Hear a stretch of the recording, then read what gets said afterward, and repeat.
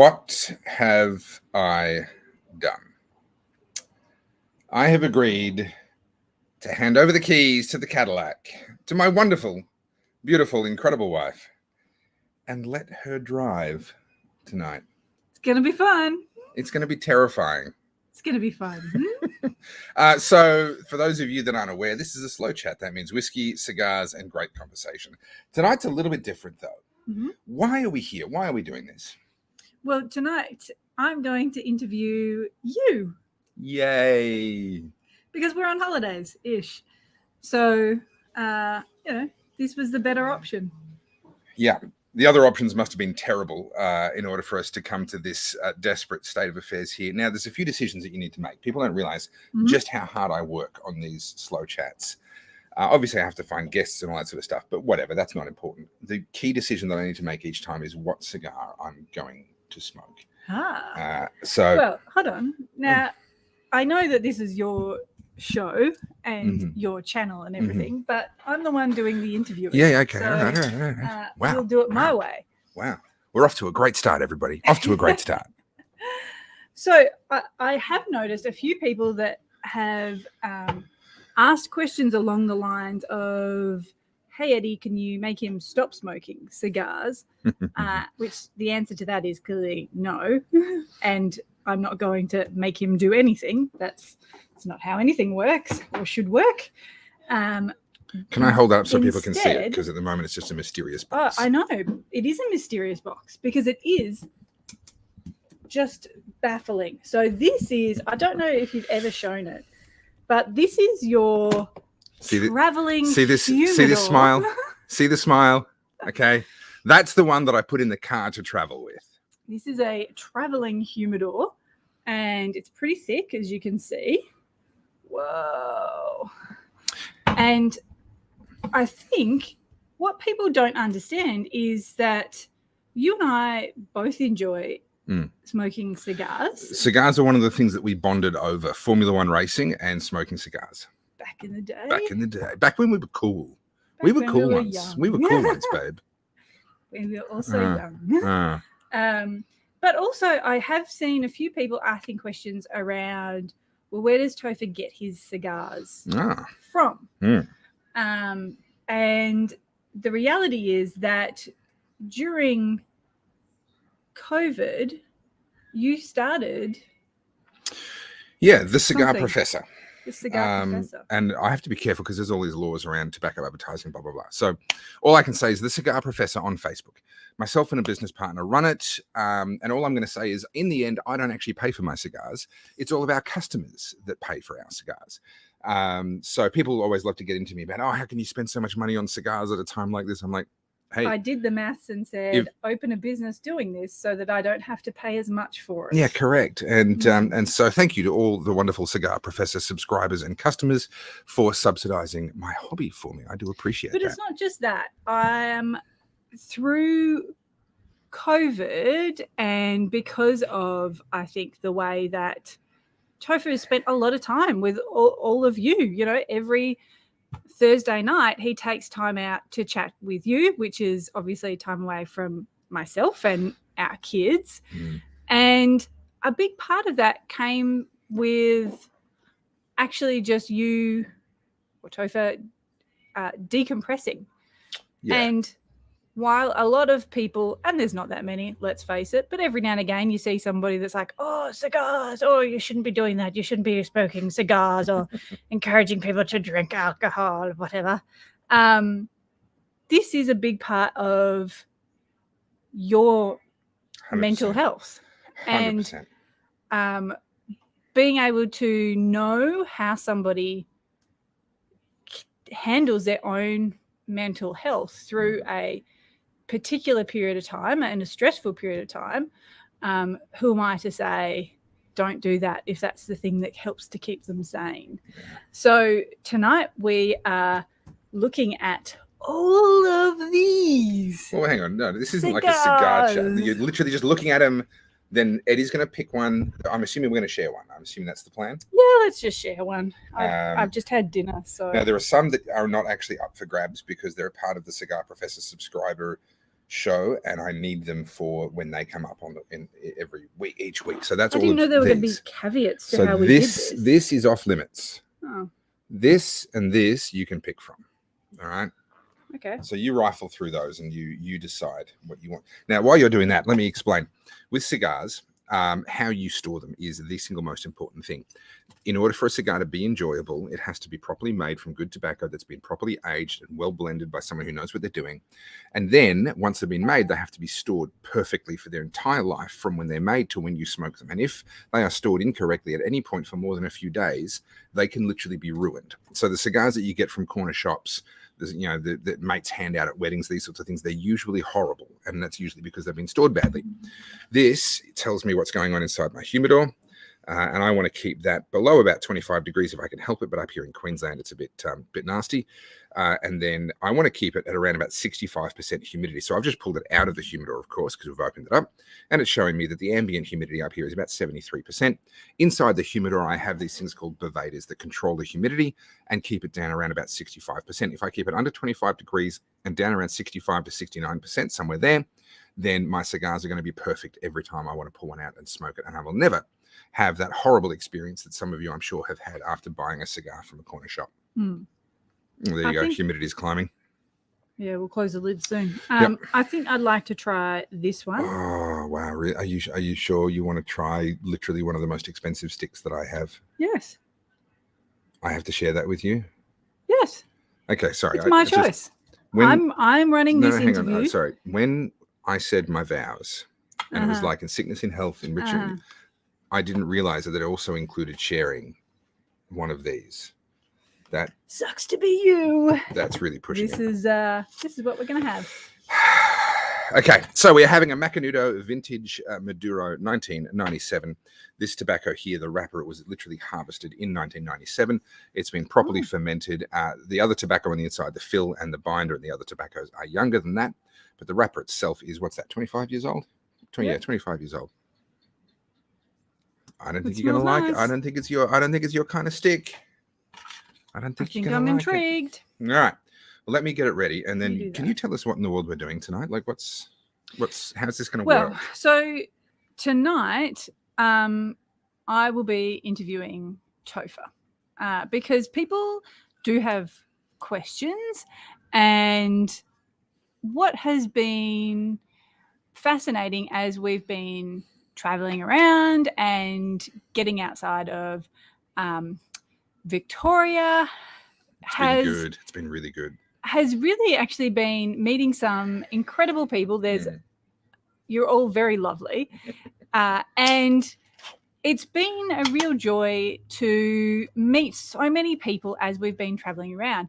But what has been happening is really starting to notice that there's a lot of people that have only started really following along with Topher and cigars and the slow chat and the protests and the documentary and all of those things in, say, the last 12 months, the last 18 months. So I thought perhaps it would be great to have a chance to interview Topher, so all of you get to know Topher just that little bit more, and to be able to answer some of those questions that some of you really have been asking as we have been traveling around and meeting many of you, and letting everybody else know the answers. So that's what we're going to be doing today in this slow chat. Excellent. And so you get that cigar ready. I will get it properly lit, humming along, ready for your smoking pleasure. Excellent. And what we might start with is I might just start asking you a few questions because be my guest. Be my interviewer. I will be your interviewer. Yes. So one of the things that a few people have asked about is really to gain an understanding of how Topher started. And in case you're wondering, Topher didn't start doing this recently. This isn't a new thing. That's a common misconception. People think that I'm the COVID guy. Yeah. And so I think let's start there. When did Topher start? Okay, well, look, I'll tell the brief version of this story whilst I pour a whiskey. Now, we've got a lovely Ashland. It's spelled Aisling, but it's pronounced Ashland. Mm-hmm. This is their single malt Boilermaker tawny cask that won silver at the World London Spirits Competition and the World Spirits Competition, silver in both. So it's an absolutely beautiful drop, as you can tell by the fact that I've already halfway finished it.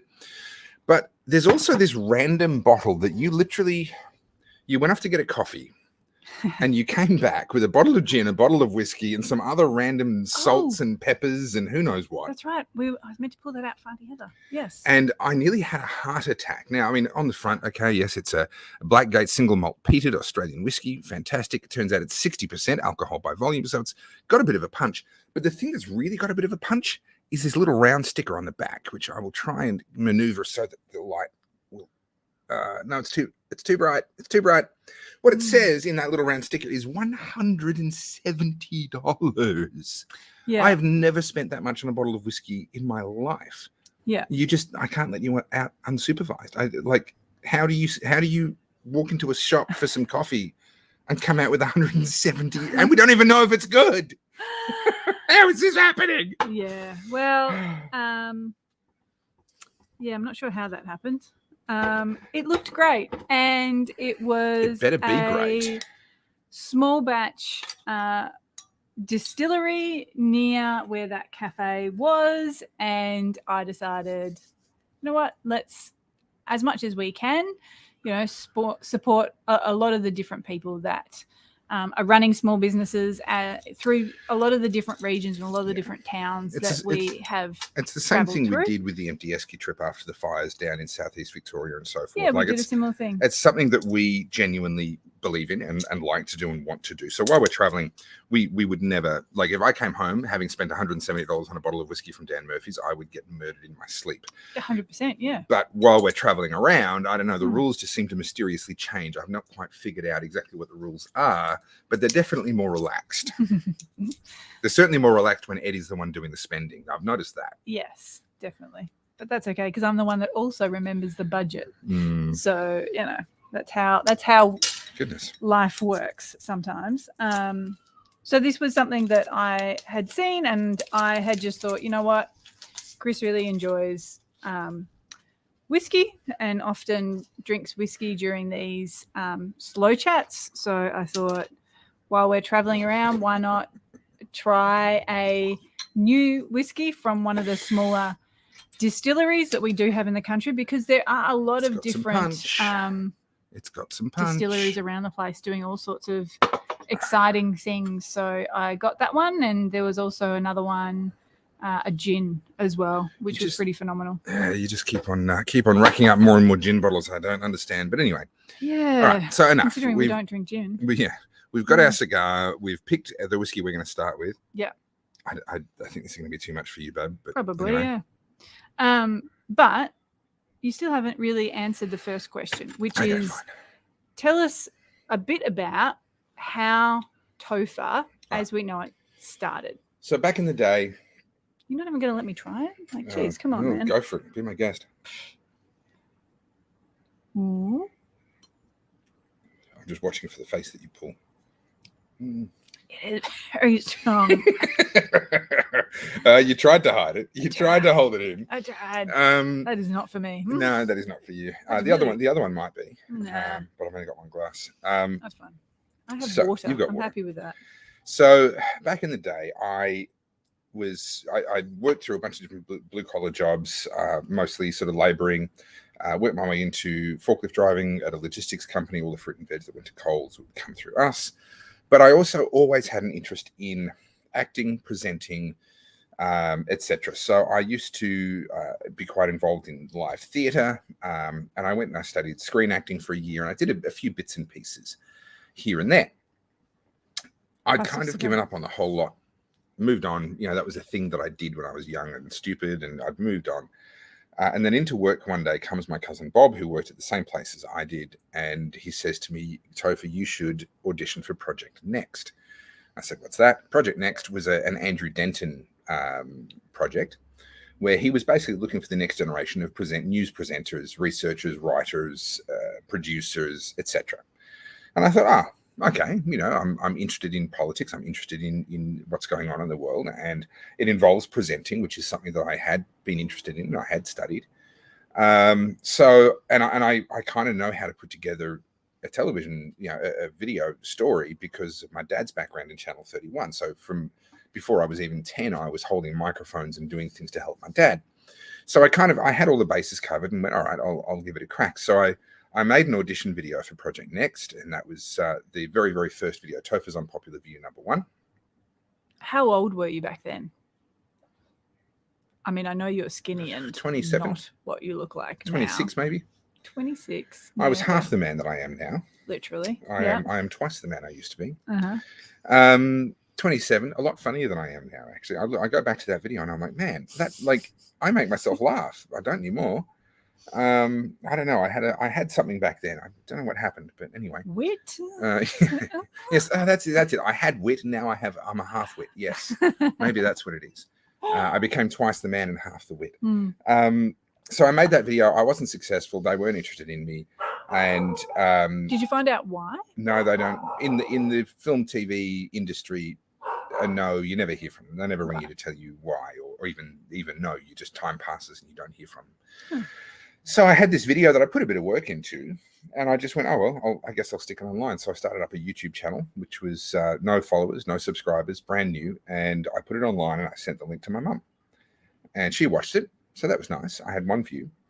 And then the next day I had. Sorry, did you say what it was? What was that video about? Okay, so this was during the height of the water restrictions in Melbourne during the Millennium Drought. So we had these stage 3A water restrictions, and the government at the time. Is that 155 water thing? Mm-hmm. I think we vaguely still have that. At least it's on our water bills. Yeah, they still want you to kind of have it in the back of your head. Okay. So it has that little picture that says if we've used enough water for one person, two person, three person. Based on the 155 target. So they built a desalination plant at tremendous cost and significant environmental impact. And I made a video saying, hey, instead of doing that, we should have built a dam on the Mitchell River. That was my thesis in this particular video. Not something that the ABC were going to like, but that was also kind of intentional. If I got picked for this show, I didn't want to find that I was under their thumb from an editorial point of view. I wanted to be able to say what I actually believed. So I deliberately picked a topic that I knew they weren't really going to like. So anyway, never heard back from them, put the video online, sent the link to my mum, and then bit by bit, more and more people just started finding this video. And then Andrew Bolt picked it up and put it on his blog, and it kind of went crazy from there. So that was the very first video, but I wouldn't actually call that the beginning of Topher. Obviously, I was already called Topher. It's been my nickname for a while. But Topher, as I guess everyone watching knows me to be, was really born with the next video. Because what happened was people began reaching out to me asking me to do more videos, and they'd say, "Oh, we saw your video on the pipe. I'm sorry, on the building a dam on the Mitchell River and all about the desalination plant, and we need you to do a video about this other thing." And they were random things, just weird things. I had people asking me to do videos. How did they find you? Well, some sent messages to my YouTube page. Okay. I actually started getting phone calls from some, which was creepy and weird. And to this day, I don't know, because at the time I didn't think to ask, how did you even get my number? But yeah, anyway, some weird stuff happened during that period. Yeah. And the Yellow Pages? People were asking me, the one I remember was there was an intersection down in Frankston somewhere, and this lady was so passionate and so fired up, and she was practically begging me, saying they're putting in, I can't remember which way it was, they're putting in traffic lights when they really should be putting in a roundabout. And when, I've talked to the council, I've talked to the mayor, I've done everything I can do. You need to do a video and help to convince them they should do a roundabout instead. And I'm sitting there going, this is weird. This is surreal. I'm a freaking forklift driver who did a video on a lark because my cousin semi-dared me to do it. Yeah. Why are you turning to me? And I did. It's on YouTube. That video's on YouTube. It's not like it even made it onto Landline or anything like that. Yeah. That is a bit ridiculous. Ooh, so a lizard. It's a gecko. Over there. Oh, they can't see, so it doesn't matter. Yeah. Doesn't beat the green frog I had last night. You did catch a green frog. A green frog last night. It's been fun this trip. We've done lots of weird and wonderful things. So what actually sort of turned me into Topher, the video on YouTube guy, really, was that someone finally came to me with a video that I couldn't say no to. And they'd done a lot of research, and I read through their research and I went, I think we've got a point. Then I turned around. Like and just a random person? She reached out to me. Her name was Jan Beer, and she reached Right. out to me having seen my video about the desalination plant and said, hey, do you know about the North-South pipeline? And my honest answer was no, I've got no idea what that is, because this isn't my area. I don't know. I've got no idea. So she said, look, what's your email address? Can I send you through a bunch of stuff? I went, yeah, fine, whatever. So you just gave out your email address to a random person? I was young and naive. Wow. So she sent through, and she'd done her research, and she laid out, she had a lot there, but she laid it out really well, and it was easy to go through and easy to understand this sort of the chain of logic. And I went, well, this is a pretty compelling case, but what's the other side of the story? Obviously, she's only presenting one side of the story. So I went in and tried to falsify what she said. I tried to prove her wrong and find other source documents that would show why she was wrong. And I couldn't falsify what she'd said. And so I agreed to do that second video, which was all about why the North-South pipeline, bringing water from the irrigation districts in the north of Victoria down for consumption in Melbourne itself, was a really, really dumb idea and why it should never be used. And in a sense, that's the moment that Topher, I guess, the beginning of the journey, that was the start of the journey to where I am now, because that was the first time I actually went, hey, here's an issue. I think it matters, and I'm going to do a video about it to try and educate people on it. Uh-huh. So because you had done one random video on water, and that has then just floated into, Yeah. A series of video, and now you're like the water guy until all of this obviously happened with the COVID stuff. Yeah, it's been weird. It's been a weird 12 years. So I'm best known for my water stuff. I'm best known now for my water stuff on the Murray-Darling Basin. But I have tackled a lot of other topics over the years, from regulation and taxation to freedom of speech to climate change and a bunch of other bits and pieces in between. So I've never just been a one topic person. Once I kind of went, okay, I guess I'm doing this now. Mm-hmm. I've followed my nose into whatever topics have interested me. Okay. Interesting. Okay. And so in following up and doing other topics that just kind of interest you, I think one of the questions that I've noticed come up a bit as we've been traveling around is you have thrown out certain words that people sometimes don't quite know what they mean. So I can recall we were, having lunch with some people, and you'd said that a lot of the topics that you then decide to make videos on have a libertarian slant to them. I am a libertarian, so yeah. Yeah. But the question then is, well, what is a libertarian? Yeah, okay. Yeah, Please I guess answer. if you're not a political idiot like me, then that's a fair question. There's very few people that are into politically stuff. Up until all of this happened, most people completely ignored politics because it's boring. Yeah, fair enough. I'm not going to argue. Yeah. A libertarian simply believes that you should be left alone as long as you're not hurting somebody else. Mm-hmm. You have the right to make your own decisions, to run your own life, to decide what level of risk you want in business or in your sports or in your personal life or what have you, how you want to live, how you want to pay for your bills and earn your living, what sort of a family structure you want to have, where you want to live. The list goes on. The choice is yours as long as you're not actually hurting somebody else. And another way to say it is your rights end where someone else's rights begin. Okay? So, for example, I have the right to own a car. I don't have the right to steal somebody else's car because then I'm infringing on their right to own that car. Makes sense. Yep. So as long as you're not hurting anybody, you're not taking their stuff, you're not destroying things, you have the right to make your own choices, including to make bad choices, or at the very least choices that I think are bad, right? I don't have the right to tell you how to live. That's your responsibility to figure out what makes you happy and what works for you. Some people set an example of wisdom and smart choices and doing good, and some people set an example of stupidity and live as a cautionary tale for the rest of us. And that's regrettable. But what happens when we put power into the hands of government to tell us how to live is that sooner or later, one of those idiots ends up in that position of power. And instead of one person or one family making dumb choices and suffering the consequences, and being a cautionary tale for us all, that person makes dumb choices on behalf of us all, and we all get hurt by their stupidity. So that's a real, I guess that's a really brief, basic idea. Power belongs to each individual to make their own decisions for their own life, including making bad decisions, as long as you're not hurting other people. So there are some areas, though, where those boundaries become blurred, or where those boundaries are difficult to ascertain. And certainly Can be.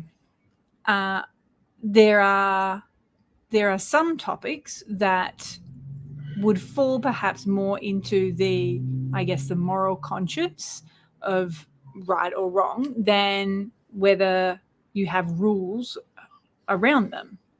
But yet rules still keep on applying and keep on being framed around certain issues.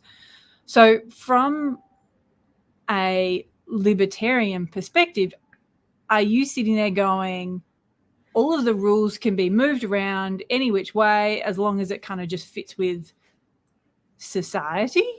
Or is there like a base principle foundation to it all? Sure.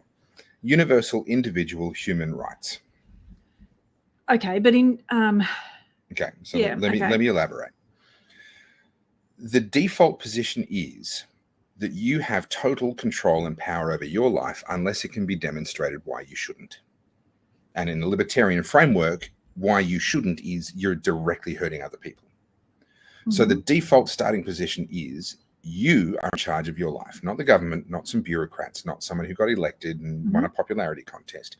You're the one. Now, you have the authority over your life, but you also have the responsibility for your life. It's your responsibility to provide for yourself and for your family. It's your responsibility to prepare financially for losing your job or for sickness or for your own retirement or what have you. It's your responsibility. And what we've seen, of course, is the government has increasingly stepped in and said, oh, no, we'll look after you in your retirement. We'll have a welfare program that looks after you if you lose your job or get sick or what have you. Now, charity is a good thing, and looking after people in their moment of need is a good thing. But the responsibility to actually make preparations must rest with the individual. So the libertarian position, broadly speaking, is not to fight over what the rules should be. It's to question whether there should be any rules in a given area at all. I'll give you a very simple example. Jaywalking, right? If someone crosses the street successfully and safely and no one has to take any evasive action, should there have been a crime? Should there be a punishment levied against somebody? Morally, I would say no. There is no victim. There's been no harm done to anybody. Therefore, there has been no crime. And it makes no sense that we're actually applying a fine to somebody. But here's the chain of logic that gets us to the point where a lot of people think these fines are necessary. And in fact, we should be raising the fines and more blitzes on jaywalkers and all this sort of thing. And that's this.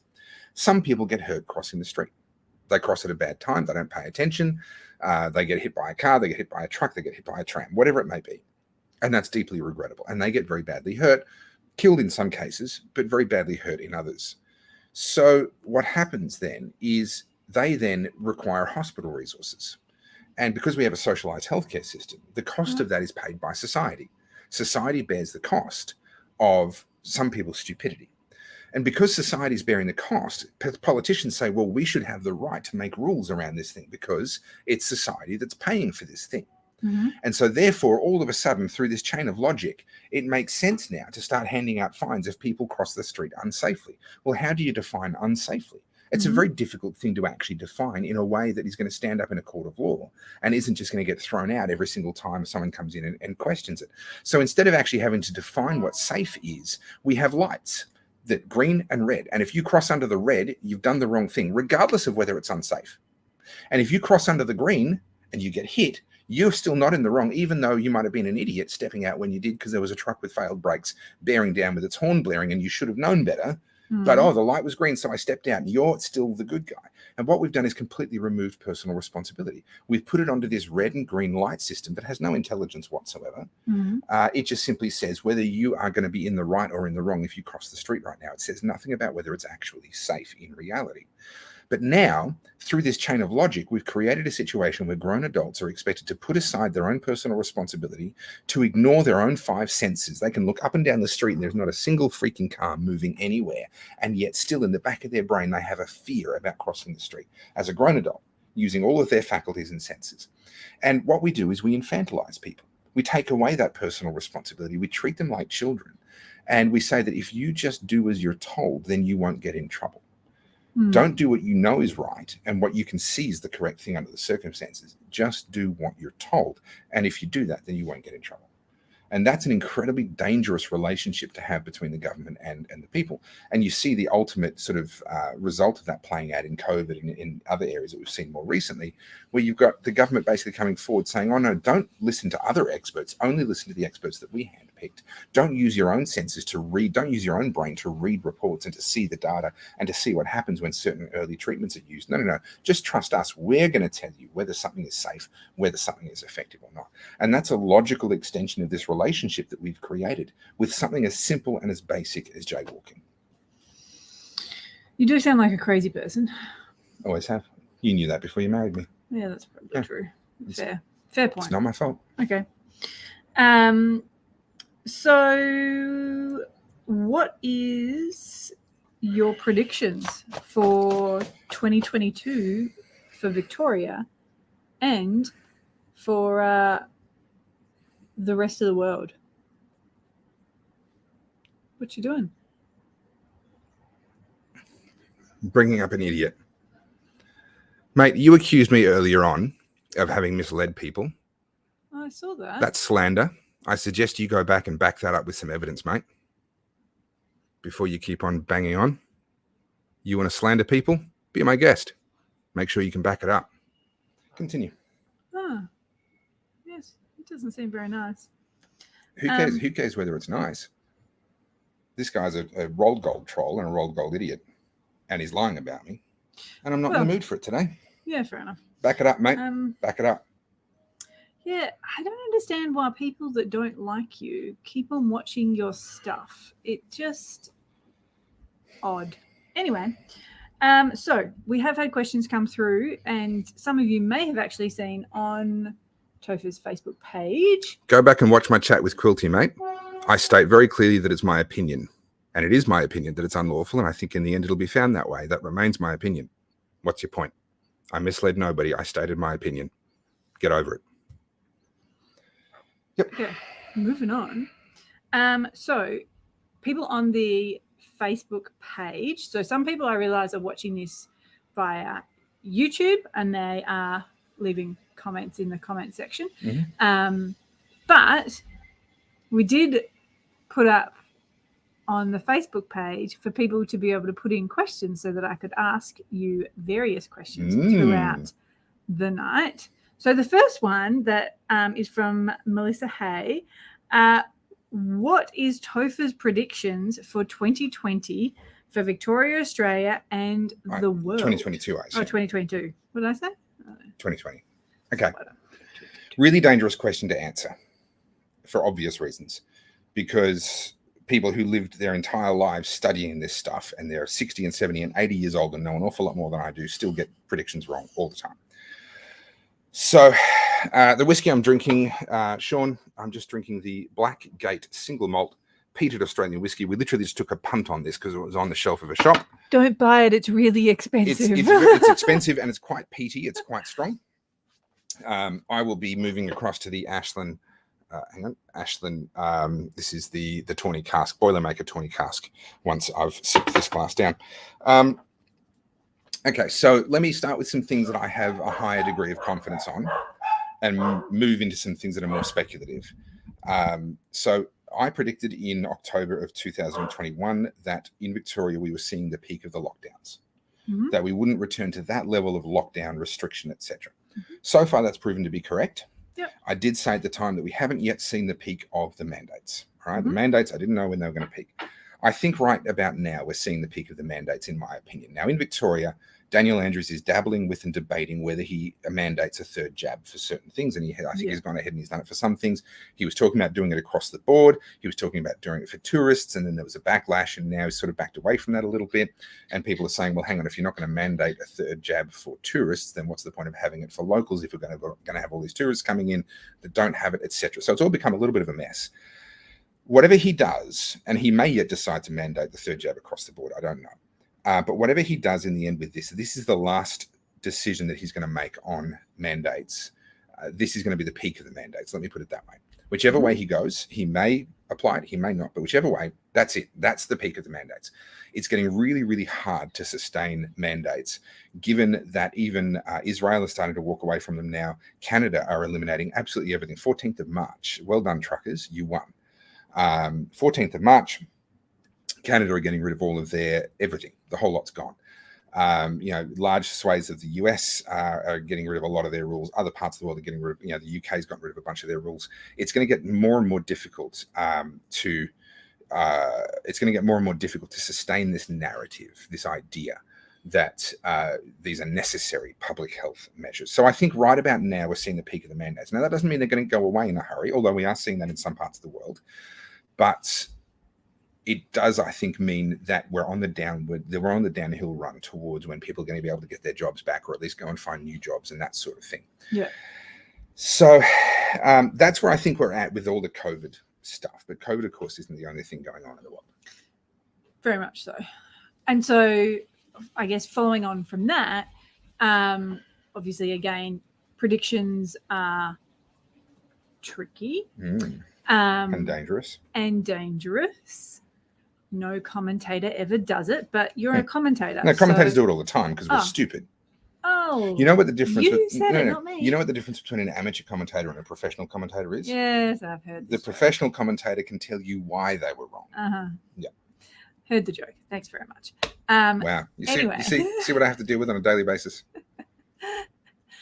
So, if that's your predictions based on COVID stuff, what we have seen is a uptick in people caring about political stuff because of COVID. Massively, yeah. Which has obviously been probably a good thing for the country. It's a good thing. It's encouraging for me. I mean, I've been banging on about politics for 12, 13 years, and it's nice to see people paying attention for a change. Well, and I mean, you have tried to get rid of Topher as a political commentator before. I have tried to kill off this weird thing called Topher that not even I really understand or know what it is that it is or what I apparently do. I have no idea. But yes, no, you're quite right. It was actually 2018. I think it was most of 2018. I didn't post anything. Yep. Might have been part of 2017 and most of 2018, something like that. It was about a year there where I posted hardly anything, and I was quite happy just to let it die. For good logical reasons. It was a drain on my time and on my focus and my attention. It was costing me money. It wasn't putting anything into my pocket. And there's really no return. Like, what do I get out of doing this? There's sort of not a lot, really. Well, and clearly, as we've seen, there are trolls. So, whatever. I enjoy slapping them around. That's actually kind of the best part of it. But at the same time, it did get to a point a few times where you wanted to talk to me about political stuff, and I don't care enough.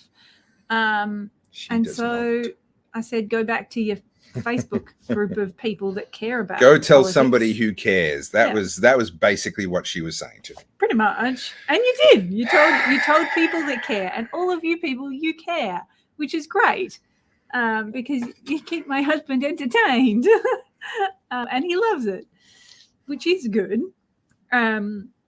However, because there's been such a huge surge in people that are interested in politics now, and you commentate on a lot more things, do you have a prediction? And I will say first that you did do that video about preferential voting, and people loved that video about preferential voting. 200,000 views or something so far. Yeah, and 200,000 views in a week, a couple of weeks. Yeah, a week and a half, 2 weeks. I don't know. Like that. A period of time. Yeah. But a lot of people, as I've been reading through some of the comments on it to see what people thought, because when there's a giant lot of marbles that turn up to your house, it's a bit weird. A lot of people were sitting there kind of just going, I never knew this stuff. This is changing the way that I'm going to vote. I'm going to use my vote come the elections in a wiser, more thoughtful way to be able to bring about a change that they would be happy with. Taking all of that into account, what is your prediction for how that is going to change the upcoming federal election? Dig your hole. I'm not going to make a prediction so much as give a warning. Mm-hmm. We must see a meaningful shift in how people vote at this federal election, or we are in serious trouble. And my reasoning for that is very, very simple. We've had now, according to Sky News, 450,000 people at the Melbourne Protest. I think it was a bit less than that, but that was what they apparently, I never saw the report myself, but that's what I've been told that they reported. There are people saying there's heaps stuff. of comments, heaps of comments coming through. So, and then in Canberra, we've seen huge protests, like, filling up that lawn area, etc. Amazing stuff. If we can do that, if the movement can grow to that point, and then we don't see a result in how people vote, then it says something about the movement that isn't good. It says that we'll show up and we'll do some chanting and we'll hold some placards, but in the end, we still actually just default back to our previous voting behaviors. We've got to see tens of thousands, preferably hundreds of thousands, ideally well over 1 million people choose to vote for freedom-friendly minor parties for the first time ever. We need to see a step change. And it's not going to be a majority, that's fanciful thinking, but we need to see a step change in how many people are voting for the likes of, my personal preference is the Liberal Democrats, not the Liberal Party, Liberal Democrats, but there's some other fantastic parties out there too. You may not resonate with the Liberal Democrats on everything, so you might prefer someone like One Nation, where they've been really good on the COVID stuff, on the vaccine mandates, they're good on climate change, good on a couple of other things. In my opinion, not as good on economic stuff. They're a bit protectionist for my taste, and on immigration, I'm in favour of open borders and the free flow of human beings to wherever they want to live. They have a different view on that. There's the United Australia Party. Craig Kelly's been an absolute bulldog when it's come to early treatment, trying to actually get us to make evidence-based decisions rather than hysterical, politically based decisions. So they're another great party in that regard. I've got certain concerns about some of their policies, which is why Liberal Democrats is my first choice. But on COVID and on freedom, they're really, really good. Then you've got guys like Great Australia Party. You've got guys like A1. You've got guys like the Informed... IMOP people? Yeah, Informed Medical Options Party. There's some really, really good parties out there, and we need to see hundreds of thousands, if not preferably over 1 million, Australians choose to give their vote to these people before giving it to any of the major parties. Liberal, Labor, Greens, Nationals. All four of those need to absolutely crash and burn at this election. And if we don't see a significant shift, what that is going to tell the political elites and those who are doing all the polling and doing all the planning for the major parties is that there are no votes in freedom. If we can't shift the needle in what does that mean? So here we are, we're holding these protests, so supposedly 450,000 people in Melbourne, a huge number of people in Canberra. And then if the voting doesn't actually change, these are freedom rallies. These are rallies against COVID lockdowns. These are rallies against vaccine mandates. If we don't see that translate into how people vote, then they can be ignored. The major parties are just going to say, well, we can just completely ignore this. It's just noise now.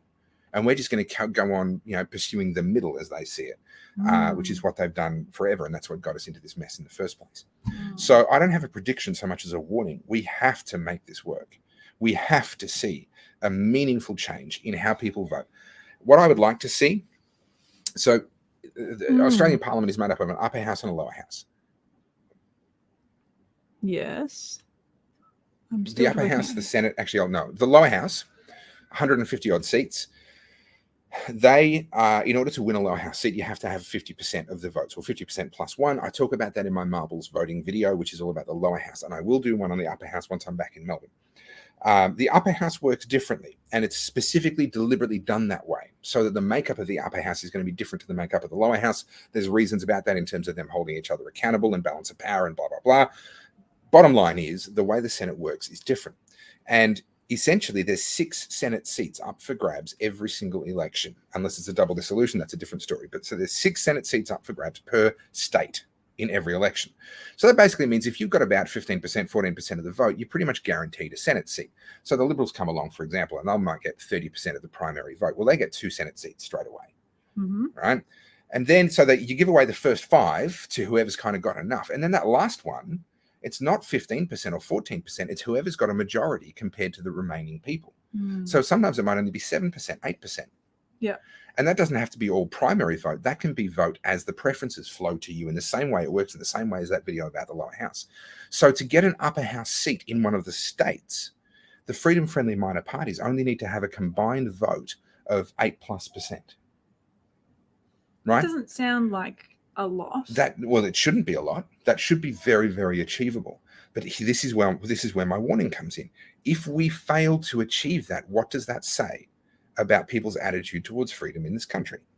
If we fail to achieve that, that's actually a really dangerous, it's a step backwards. It's a big step backwards. So we need to be working our asses off to try and make sure that we actually get that final Senate seat in as many states as possible to go to one of the freedom-friendly minor parties. Doesn't matter to me particularly which one, but we need to make sure that it doesn't go to the Greens, because that's what's traditionally happened. That last Senate seat has almost always gone to the Greens, and they've been the ones that have held the balance of power and held the other major parties over a barrel. Now imagine how quickly we could actually reverse the direction of Oh, don't move it. Right. That's my camera. Oh, sorry. Imagine how quickly we could reverse the direction of Australian politics if it was freedom-friendly minor parties that held the balance of power and not the Greens. Yeah. We've got to achieve that in this federal election. Now, in addition to that, I want to see these freedom-friendly minor parties taking that final Senate seat in as many states as possible. That should be very possible in Queensland, New South Wales, Victoria, and probably South Australia. We should be able to pull it off in those 4 states, in my opinion. WA, I'm not so sure. Tasmania, I'm not so sure. Obviously, the Northern Territory and the Australian Capital Territory, they're territories, not states, and they work a little bit differently. Moving on. Yeah. So in addition to that, I want to see a couple of lower house seats go to some of these freedom-friendly minor parties as well. Yeah. So Sandra, I'm the wife, and I'm interviewing Topher. She's more tonight. than a friend. She ain't just a friend. And I have questions for Topher, and that some of you have sent in. So I'd say that's a fairly good answer to the question. Yeah, I'm not going to be baited on a prediction for the election, but I will say that this is important stuff, and if we don't get this right, we're actually taking a backward step. Okay, I'll accept that. So another question we got is, Topher is now recognisable and much admired by many Australians. Admired, interesting choice of words. Many, not so sure, but okay. How has he dealt with that? Obviously, it's got good and bad sides. So how do you deal with being recognised? You've been recognised when you've taken our kids to the park, and perhaps you can answer that by also explaining to everybody, what do you do day to day? Yeah. So primarily, I'm actually a stay-at-home dad. So I've got a couple of businesses. I've got the cigar business, where I have a business partner in Sydney who works with me on that. I have a go-karting business that we've just been battling our way through obstacle after obstacle, so we're still not open. So my role in those businesses is mostly emails and phone calls and stuff that I can do from home on a computer.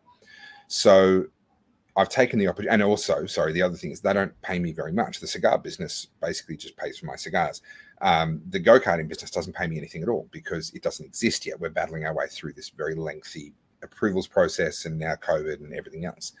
So the primary earner for the family is Eddie. And so my day-to-day, I'm actually mostly looking after the kids, looking after the house. I do much of the grocery shopping. I do the majority of the cooking.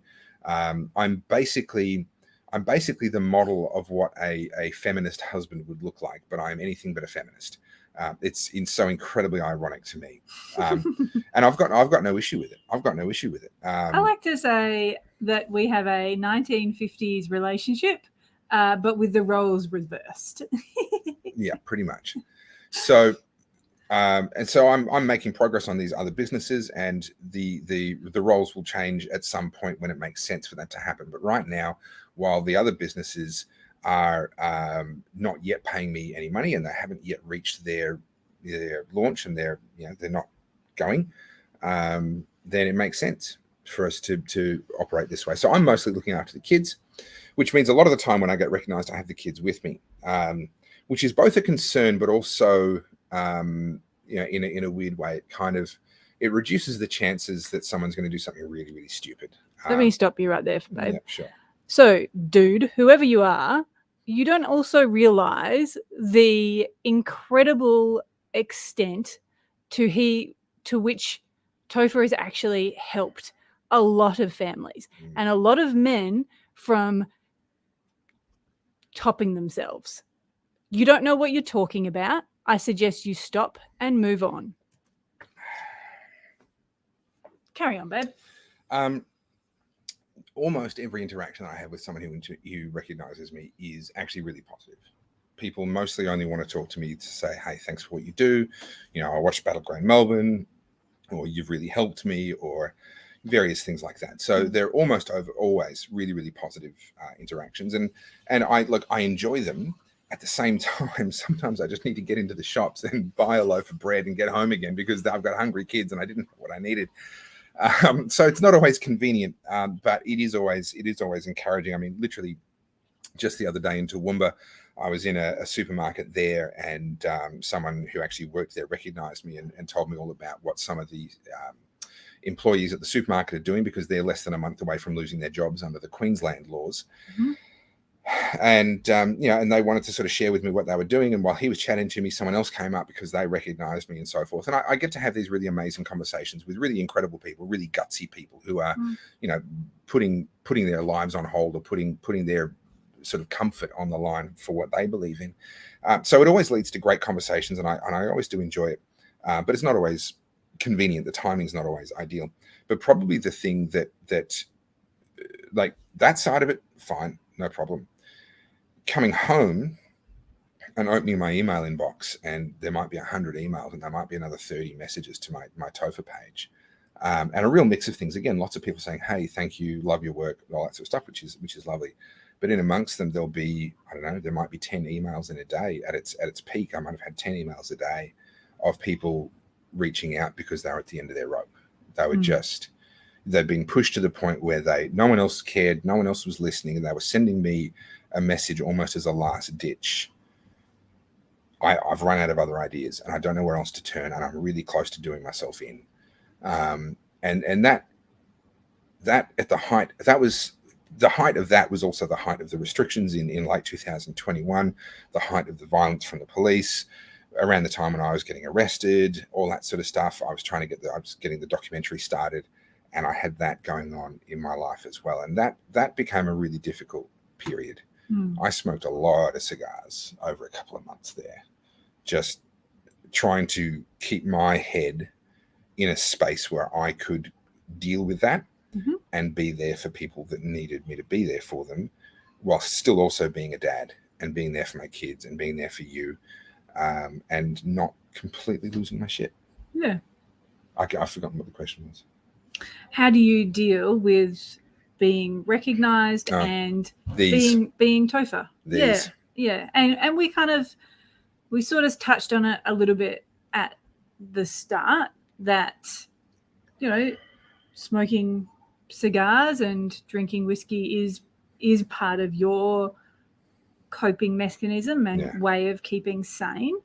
And you do get an enormous amount of people that reach out to you through, the different channels to chat through things. And a lot of them, certainly early on, just reaching out to be like, please tell me I'm not crazy.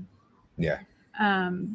Because that's certainly what it felt like for some people that felt very isolated and alone in their thinking and in their conviction. Because for a lot of people, it's a conviction. You know, you should be able to think and choose and do what you will. But yeah, okay.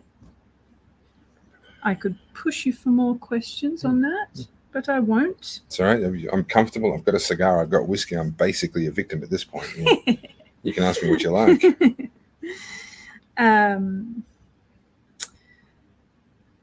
So we got another.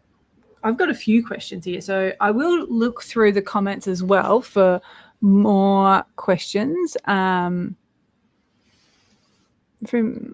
Because there are a few. Well, that's coming from Tim. This one is a nice one, yeah. Which one? This one? Just put that one up. So that's a nice one. This is typical of just so much of what people do say to me, and I'm really grateful for those that do. At times, my anger might have got the better of me, but some of his videos help calm me down. Like when people get in touch with me, just with these anecdotes of, hey, you helped me in this way, you helped me in that way, you helped me get through, you helped me stay sane, you helped me realize I wasn't alone, you helped me realize I wasn't crazy. You helped me move away from the crazy conspiracy stuff and focus on the more immediate stuff that's really improved my life since then. There's a lot of different people who've said a lot of different things over the last 2 years, and it keeps me going. It really does help me to keep going. So I enjoy the interactions. I enjoy chatting with people in the street and that sort of stuff. Just if I do seem like I'm in a hurry, then I'm sorry. I'm not trying to be rude. It's because I'm like, hurry up and get home. I'm hungry. Mm-hmm. Are the majority of people nice to you at the shops? Yeah, overwhelmingly. It's very rare. No one's ever been nasty to me while I've had my kids, which I appreciate. Yeah. Okay, and I'm sure there's some people who've recognized me and wanted to have a go, and I've seen I'm with my kids and they're going, you know what, I won't. Yeah. When I don't have the kids with me, when I don't have the kids with me every now and again. But you know what? I probably get less face-to-face antagonism now than what I did after I released the 50 to 1 project while I was living in Fitzroy. The irony is that, I mean, I'm not with you all the time, obviously, but I can recall a time when we were in Brunswick and you had just released some videos. I don't know that I'd even watched them. It was just like, there are some videos, whatever. And all of a sudden, we were crossing the road and you had some hippie guy on a push bike who went past us, and then you turned back around, came back, and just started yelling abuse at you, which didn't seem completely coherent. And he was a regular customer. I lived in Fitzroy at the time, and that's back then, isn't it? That was back then, and I feel like that was probably the worst abuse I've seen come your way. I've had a few. He was a regular. Every time he saw me, he'd have a crack. I've had a few over the years, but I copped more face-to-face hate after I weighed in on climate change years ago than I have over this. I've copped more online abuse over this, death wishes, people saying nasty stuff about my family and blah, blah, blah, some really inappropriate stuff. But people haven't had the guts to really say it to my face, which has been nice. Probably because I'm twice the man I used to be. Topher is feminism's greatest underappreciated hero since Thatcher. That's funny. Now, I did have somebody, not through the chats, but somebody ask while we've been traveling around, because we have a son and we have a daughter. Yep. And they wanted to know, how are you going to raise our daughter specifically? I thought that was odd. I was like, what about the son as well? Because, two. But they were kind of coming at it a bit more from, how do you then raise children, or what are your ideas on raising children so that they can stand up for themselves and they can have their own confidence in their own right? And certainly, there's a lot of women that get pushed around, but to be able to raise our daughter so that her voice will be heard. Well, let's You just say haven't met our daughter. Her voice will be heard. early indications are that she will not be a shrinking violet. No, not at all. Early indications are good that she will certainly let her opinions be known. Look, I think in a very real sense for me, parenting is about setting an example. None of us are perfect. I'm certainly not, but I will do my best to set the best example that I can. So I will set the best example that I am capable of setting of manhood, of fatherhood, of being a husband. It will be imperfect. Of course it will. I'm imperfect, but I'll do the best that I can do. People are shit. People are shit. I'll set the best example that I'm capable of setting, and where I fall short, I will try and learn and do better. And I know that Eddie is going to do the same thing. Now, it so happens that in our family, with Eddie being the primary breadwinner at the moment, at the very least, has been since Winston was born, because that's when I took over as a primary carer. So that's been 5 years now. Growing up with that, well, that breaks gender stereotype roles, blah, blah, blah, all that crap. But what it says to her is that she can actually have her own ambitions, her own business, her own dreams, her own employees that work for her, and do those sorts of things, win her own awards, and can do that in the context of a strong and healthy marriage relationship with a husband that isn't jealous and isn't, feeling threatened. My masculinity doesn't feel threatened by the fact that I have to admit. I mean, someone made this comment a little while ago. Oh, you're admitting that your wife earns the money of the family. I'm like, admitting, like that's a very loaded word. Admitting. What am I admitting? Yeah. Pray tell. Clearly has their own self-confidence. Well, yeah, issues. It's just kind of like, guys, if you're that worried about people's idea of the size of your testicles that you can't actually just acknowledge the truth of your living situation, then I'm sorry, but you've got issues.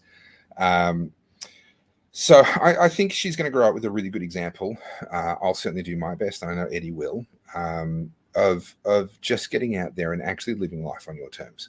The other thing that I hope to do, and whether I do this as a result of what happens at the election in November or whether I do it at some other time or for some other reason, I hope to spend a few years while my kids are in sort of that formative, I don't know, between now and when they're about 15 years of age. I hope to spend a few years living in another country that primarily speaks a language other than English.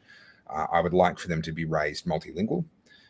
And to experience multiple different cultures. And what I think that does, and what I hope that will do, is give them a real sense of confidence on a global stage, where they don't feel like they have to stay where they are in the country that they're in, or even just within English-speaking countries, but that they really grow up with that sense of, hey, the world is my oyster, and if I'm not happy here, and I'm not happy with the way things are going here, I can literally go anywhere, and I can make it work, and I have the confidence to do that. So I think by setting a good example, by living the way that we do, and living life on our terms, which is what we try to do, and teaching them to do the same, and then hopefully all going well, spending a few years to think for themselves, and then all going well, spending a few years living in a foreign country with a language other than English as the primary language being spoken.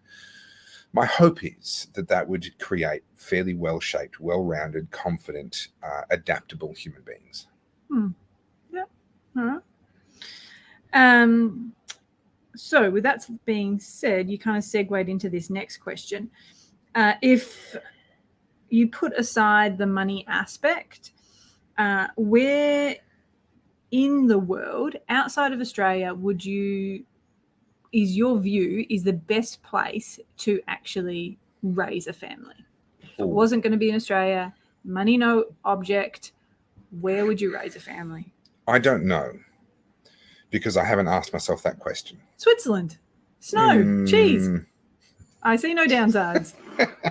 I haven't asked myself that question specifically. The question that I have asked myself is, if I couldn't live in Australia, or if I chose not to live in Australia for whatever reason, where would I go? And that has a whole bunch of sort of unwritten conditions on it around passports and permanent residency and income and it's a hypothetical question. I know. Answer it in a hypothetical way.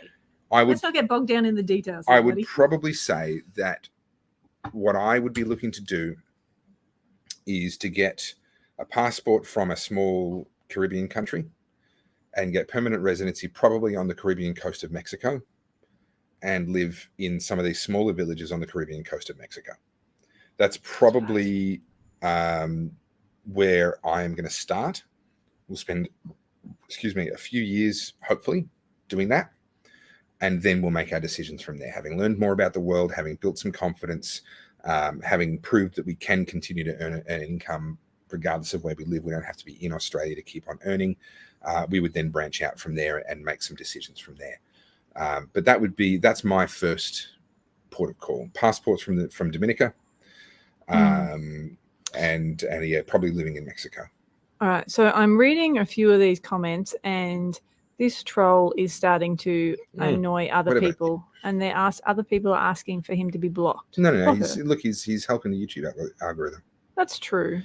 Yeah. All right, so we'll ignore him. Move on. Who else is here? Okay.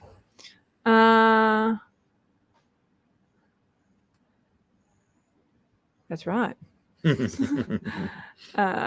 Okay. There's so many. It's hard to read them fast enough. Sam, you're not seeing the trolls' comments because most trolls are on YouTube. There's a very high proportion of trolls on YouTube, very low proportion of trolls on Facebook. It's just, I don't know. It's just the way it goes. Just the way it goes. Let me scroll down further. There's thousands of comments, baby. You're just going to have, Does this happen all the time? Yes, this is normal. This is a slow chat. Oh, no wonder these things go for so long. Big thanks again. Wow.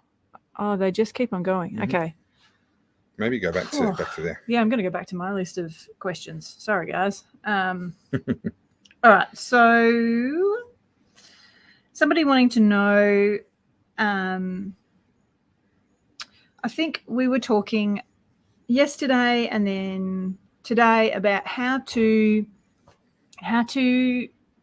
would you advise people to be able to work out whether there is. Let me dive in and answer this. Karen, yes, it has been redone. All the audio issues are fixed. You'll find the official version. So if you search for Battleground Melbourne official 4K, you'll find it on YouTube. The original is still there, but you'll find the official 4K version is the one you're looking for. And as well, go to my Facebook page. It's up there in 4K, or go to battlegroundmelbourne.com. And the one that's on the homepage there is the updated one with the improved audio. So with the way, and I guess the little area that the bubble of the internet that you have dropped into, it's no longer water anymore. It moved across I hope to get back to water because it's just as big an issue. Well, nothing's been fixed, but there's no room for it in the current landscape. Yeah. So then you've also fallen in, and there's a lot of different people that are a little bit crazy that are in this space, in this bubble that you're part of. How do people work out whether that conspiracy theory is legit or actually that's a batshit crazy conspiracy theory, and walk away? The problem is most of the time you can't. This is the nature of the beast. It's actually very difficult for you or I to verify what has substance and what does not. So if you've been following me for a while, you'll know I am not someone who jumps on every conspiracy theory that comes along. In fact, I spend a lot more energy pouring water on the conspiracy theories and just going, hey guys, let's just calm down a little bit, than what I do actually promoting them. Alex Jones, I ain't. But boy, he has a lot of energy though. He's got a lot of energy and he's got a lot of followers. Like if I wanted followers, I'd just go down that path. Bang, my numbers would explode. But that's not what it's about for me. I don't want any more of this. Isn't so nice anymore. Yeah, it's just getting stronger. So as you get through a cigar, it gets stronger, and this cigar gets particularly strong. So how do you tell? The problem is you can't.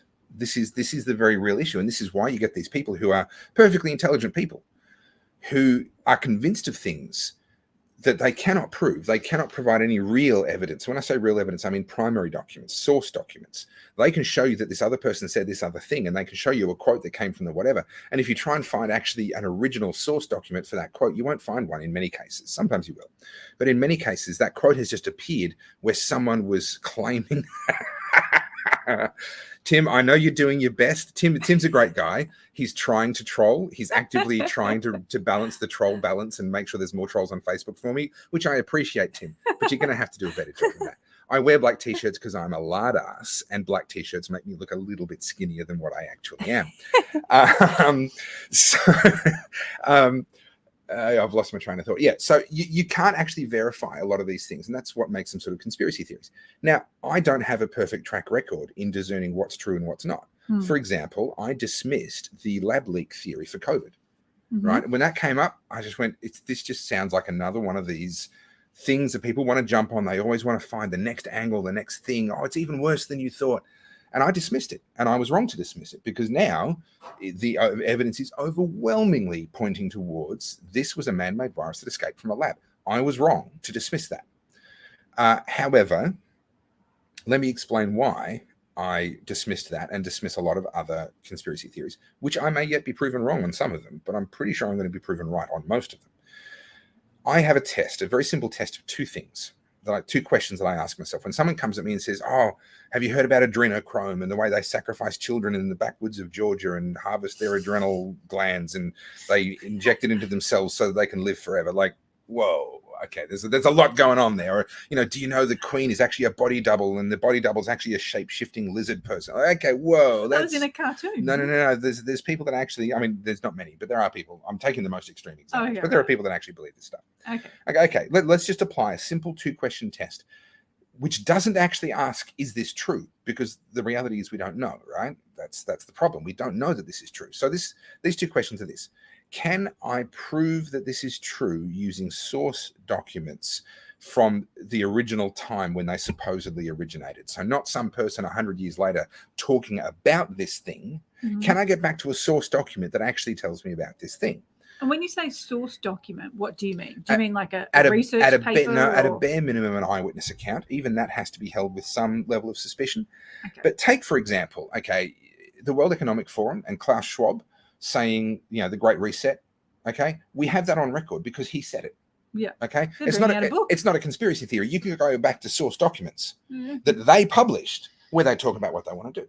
The Georgia Guidestones, not a conspiracy theory. They exist. You can go there and you can read them. Right? You can find photographs from 1,000 different people that have gone there physically and photographed them and put them online as an eyewitness account of I went there and this is what I saw and this is what I photographed. So these are conspiracy theories, but we have source documents. We can actually go back and prove, hey, these people are real and they really said those things. Right? Then you have other stuff like your lizard people and these sorts of things, which is there are no source documents for this. Now, a lot of conspiracy theorists actually take that as further proof. Of course, there's no source documents. They're covering it up. It's proof of a cover-up. Okay, great. If the lack of evidence is proof, then we're kind of done here. There's no conversation to be had. So my first question for you is, can you go and find source documents that proves that any of it is true? Number one. And number two is, even if you could prove that it was true, would it change how you live day to day and what you do and what your focus in life is? Because if you can't prove that it's true using source documents, and or even if it was true and you could prove it, it wouldn't actually change how you live and how you should spend your energy day to day, then it's not actually a relevant and worthy thing to be spending your time on. Understand that we are finite beings, and every ounce of energy we spend on one thing is energy we didn't spend on something else. There is an opportunity cost. And I've seen friends of mine that go so deep down the conspiracy hole and invest so much time and energy and focus on this stuff that they can't prove and wouldn't actually make a difference in their life even if they could, that they end up actually not living their real life. They end up divorced because they didn't put energy into their marriage. They end up with kids that hate them because they didn't put energy into their family. They lose their job, or they miss out on promotions, or their business struggles because they didn't put the energy there where it would have actually made a real difference in their life. So this is one of the key reasons why I really pour a lot of water on this stuff and just say, guys, if you can't prove that it's true, and even if you could prove that it's true, it wouldn't change how you should live. Put your energy into things that move the needle in the real world for you and for your family. Don't put that energy elsewhere anymore, please. I would say this one, this idea of global leadership group of 13, apparently. I mean, the thing that you can do to change that, who cares, for one. But at the same time, why not try to become one of those 13 people? If you want it changed, go become one of them.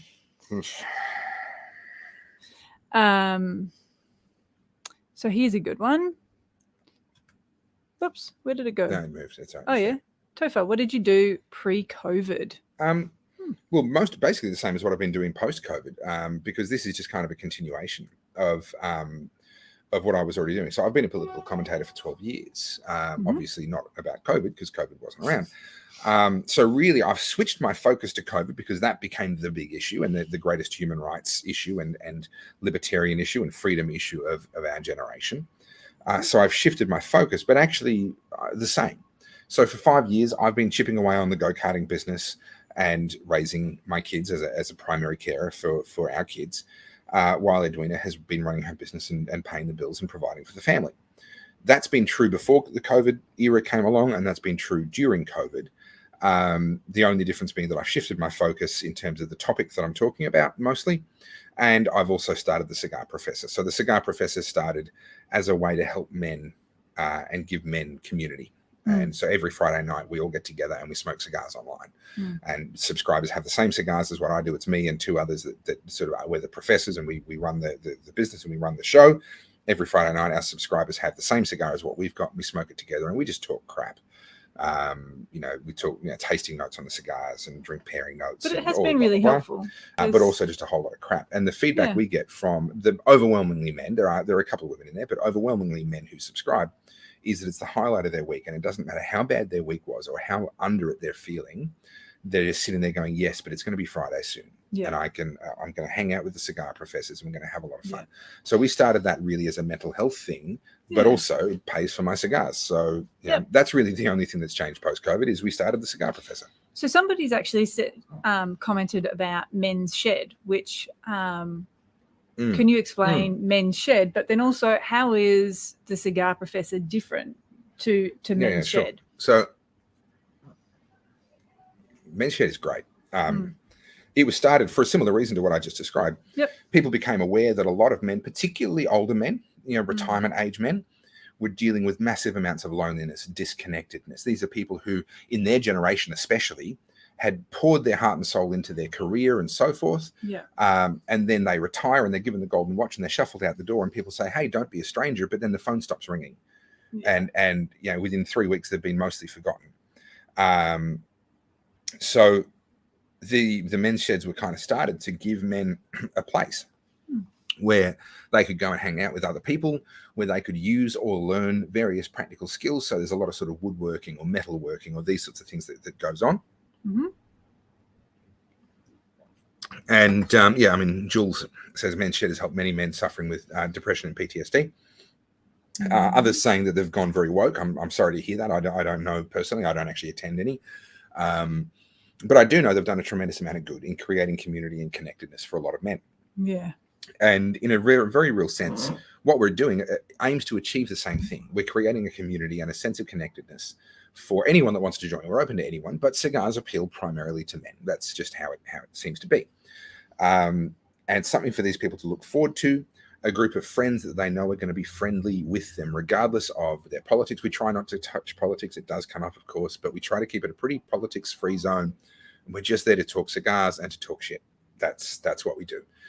We have a live event coming up in Sydney on the 11th for our subscribers to come along, hang out with me and the other two Cigar Professors, Omar and Damo, and we're all going to smoke together. Actually, this is the cigar we're smoking on that particular night, not this individual one, but the Macanudo Vintage Maduro 1997 is what we're actually going to be smoking that night together as a group, as a bunch of guys and a couple of ladies smoking cigars, drinking, talking, having a great time, and just building that sense of community. I mean, I'm going to be talking a lot more about community going forward as part of the Plan B series that I've started. I did the digital Plan B last Thursday as the first of the Plan B series, and coming up there's 4 more in the Plan B series, and one of them is all about community and building community. And I've said this before. Many of you will have heard me say this: building community is never a waste of time. Right? It's never a waste. It doesn't matter what the future holds. Building community is never a waste of time. That is very true. So we had a comment up here. Topher for Premier of Victoria. No, thank you. No, But as much as that, how lovely of you to suggest no is the answer. But to that, Yes. a lot of people want to know, why aren't you going into politics? Yeah. You know, you have been commentating on politics for 12 years.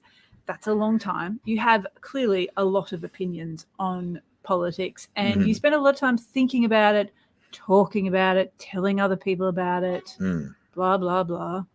Ad nauseum. Yes. Mm-hmm. Thankfully, I don't have to hear about it too much because Thanks all to of you guys. these lovely people. And you often get the question, why don't you go into politics? Why don't you run? I'm assuming you can't just run for the Premier of Victoria. No, I it's don't not know how how it that works. system That's works. not how it works but in our system at all. But yes, maybe I you could can just go run- straight for the Prime Minister. it doesn't work that way either. Okay, I could fine. run to be a lower house MP. So why perhaps. haven't you decided to get into politics, other than the fact that I don't think it's a very good idea and I say no?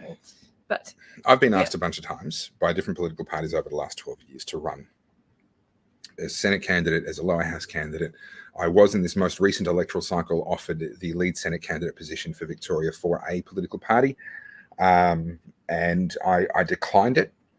And I did come the closest I've ever come to actually saying yes to a different political party. I won't say, but I came the closest I've ever come to saying yes to a political party to run as one of their sort of Senate candidates further down the ticket, where you've got no real prospect of winning. You're not going to win a seat, which I don't want to win a seat. I don't want to be an MP.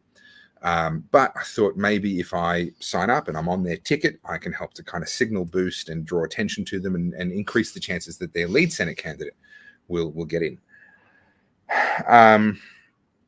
So I genuinely came very close this time around to actually agreeing to do that. And I mulled over it for weeks, and we had many conversations about the upsides and downsides and should I and shouldn't I.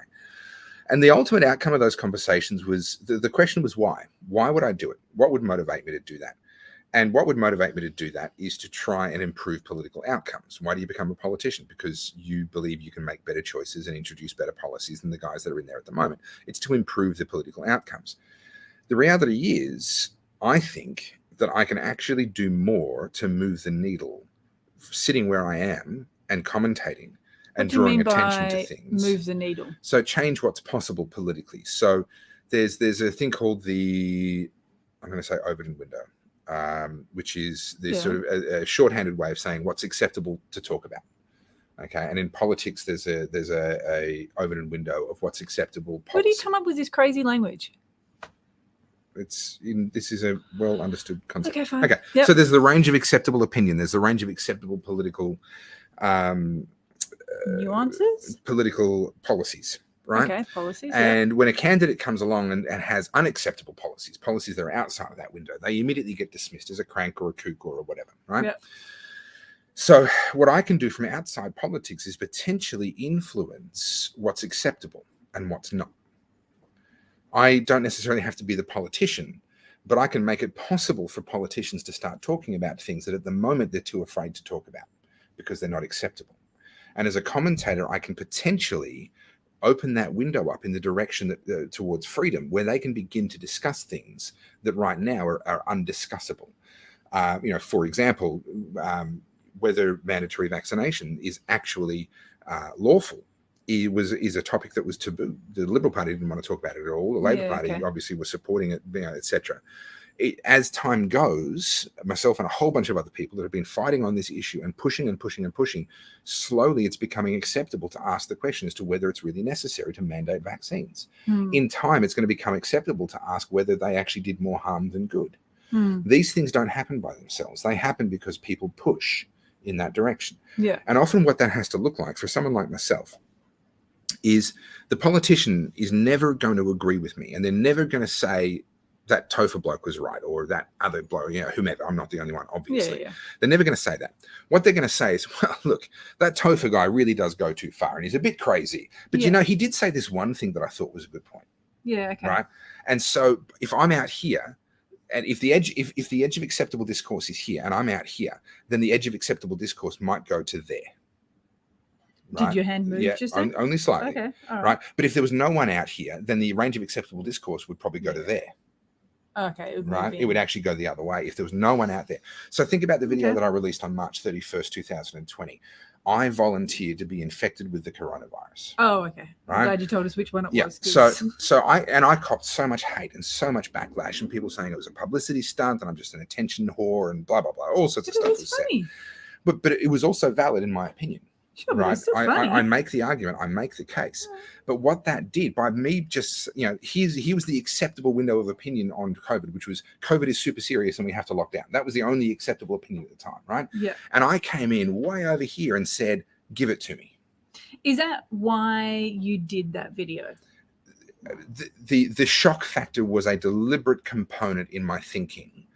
Because I was trying to open up that range of acceptable opinions. What I was trying to give people is the opportunity, people in positions of power would have you to go, listen, that Topher guy is a nutcase. That was so disrespectful what he said. He was being so disrespectful to the people that are suffering from COVID.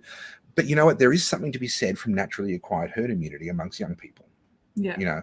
And by me being way out here, I create the opportunity. It doesn't mean they will, but I create the opportunity for someone to come in and really genuinely open up that open window of acceptable discourse. And that's been a part of my thinking all the way through my political discourse. I'm not trying to say what's popular. I'm trying to say what's accurate, what's right, but also what's going to shift the open window in the direction that I believe it should be moving in.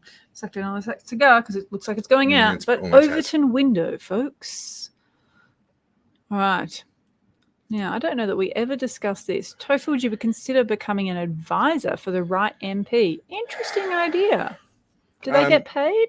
I don't know. That'd be first time in years. Yeah. I'm not sure whether we could do that. I would love to work alongside the right people. Oh, here's the answer. He didn't go to the right school. That's probably accurate. I would love to work alongside the right people in whatever capacity that looks like, wherever I can be of the greatest value. Absolutely. I don't have formal education in this area. A lot of what I do is based on instinct. It's based on experience and instinct. And a lot of what I say is based on simply reading the actual scientific data and seeing what it says without the overlay of a political agenda or an axe to grind or a particular policy that I want to push through. I can only imagine if I was a politician's advisor that I would probably be their least favorite advisor. Yeah, it'd probably be fired pretty quickly. But again, I mean, the right one wouldn't fire me necessarily, but they also would ignore most of what I had to say. But from time to time, my input would probably be fairly valuable. I've had politicians come to me and admit to me privately, and I won't say who, but admit to me privately that they are a bit jealous and a bit envious of me, because I was out there so early and I copped all the flack for being right early. And now, obviously, I'm recognized as one of those people that was there in the beginning. And they're sitting there as a politician saying, I wish that I could say that I was there that early. I wish that I could be that guy.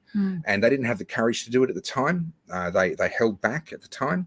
And now they're paying a price politically. If I'd been their advisor, I would have said, hey, this is how it's going to play out. It's going to be really ugly. It's going to suck. You're going to think I've given you the worst advice ever for about 18 months. And then you're going to fucking own everybody else because you were there right from the beginning. That's the sort of advice I'd be giving people. And finding a politician that's actually got the courage to attempt a strategy like that would be the hard part.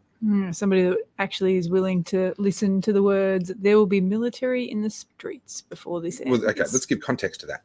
So I was doing my videos and attending protests and these sorts of things, and things were ramping up in Victoria and the police were getting more aggressive, etc. And my beautiful wife says to me, it's going to get a lot worse. There's going to be army in the streets before this is over. And I said military in the streets. Yeah. I said, calm down, babe. That's like, you're crazy. This is Australia. Like, let's be reasonable here. And sure enough, it was only a couple of weeks or maybe, I don't know, a month and a half or 2 months later. Ring of steel, army on checkpoints, etc. And I've had to eat my words ever since. I know. It's been great. So what brand of cigar is that, dude? Butter Politics. Oh, yeah. I like you. This is a Macanudo Vintage Maduro 1997. So Macanudo is the brand. It had a little medal-y thing Yeah, too. it came with a metal What was band. that? You could wear it as like a Almost like a championship ring. or something if you wanted to. Mm. Chunky thing, solid stainless steel. Yeah. So Macanudo Vintage Maduro 1997. Yeah. Okay. I think you probably need to say the thing that our son says all the time, just randomly, because he watches I'm so hungry. much YouTube. Say it. I genuinely don't know what you're referring to. Pretty sure he often just walks around the house saying, please like and subscribe. Yes, he does watch too many YouTube videos, and you can tell because yes, you're right. That is a phrase that he uses. Please like and subscribe. I'm told that I have to say this, even though it does not come naturally to me. Yes. All right. What else have we got here?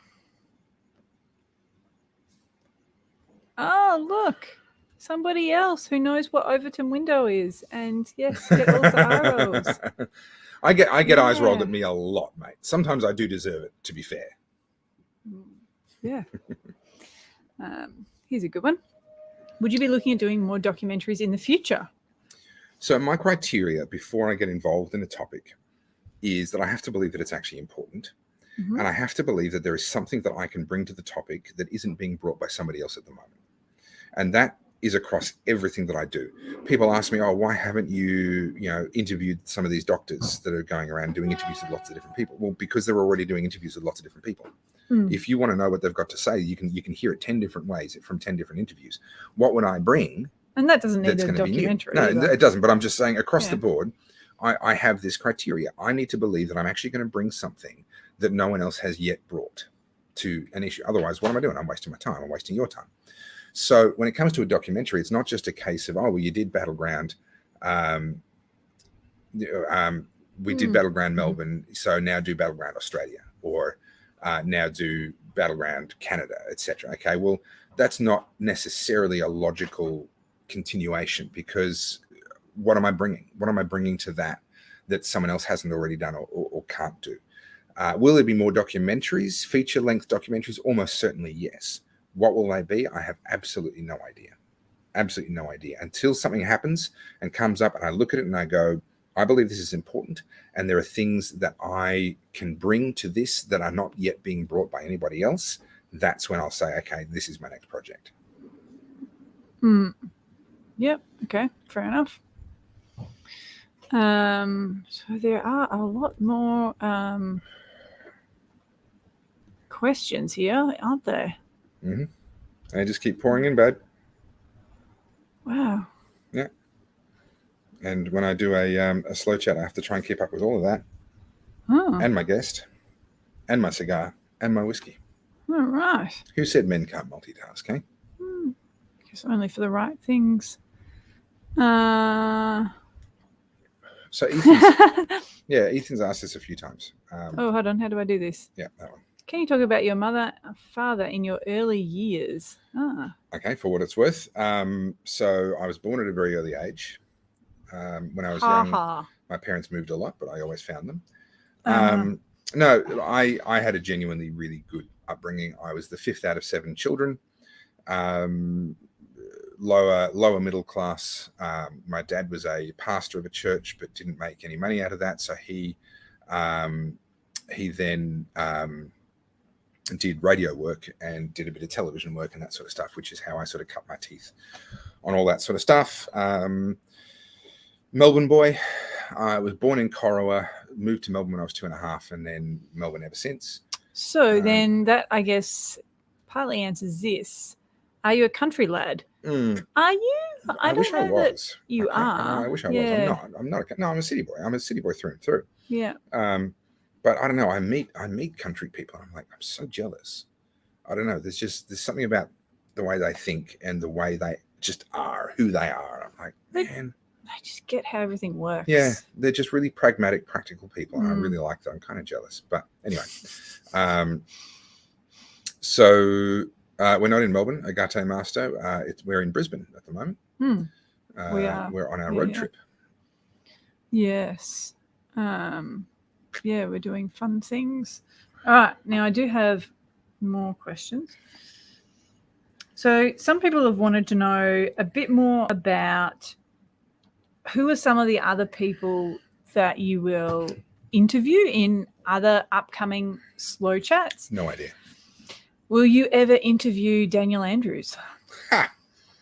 Well, for as long as he's Premier, his media advisors, his handlers would never allow that, because I'm a nobody, right? I'm just some new media nobody, and I'm very prejudiced, which is true, right? I am. I'm prejudiced with good reason, in my opinion, but nevertheless, I'm certainly not a neutral person. And they would never allow him to be interviewed by someone who's antagonistic towards him. So no, I would say with some confidence, no matter how much I might enjoy that and be interested to do that, and I would let him speak for himself. I would actually let him answer questions, unlike what the ABC do to people that come out criticizing Daniel Andrews. However, that'll never happen. Do you think he will just disappear from politics once he is no longer the Premier? Because it will happen, obviously, at some point. Eventually. Who knows when? Every politician disappears from politics. Yeah, really hard to say.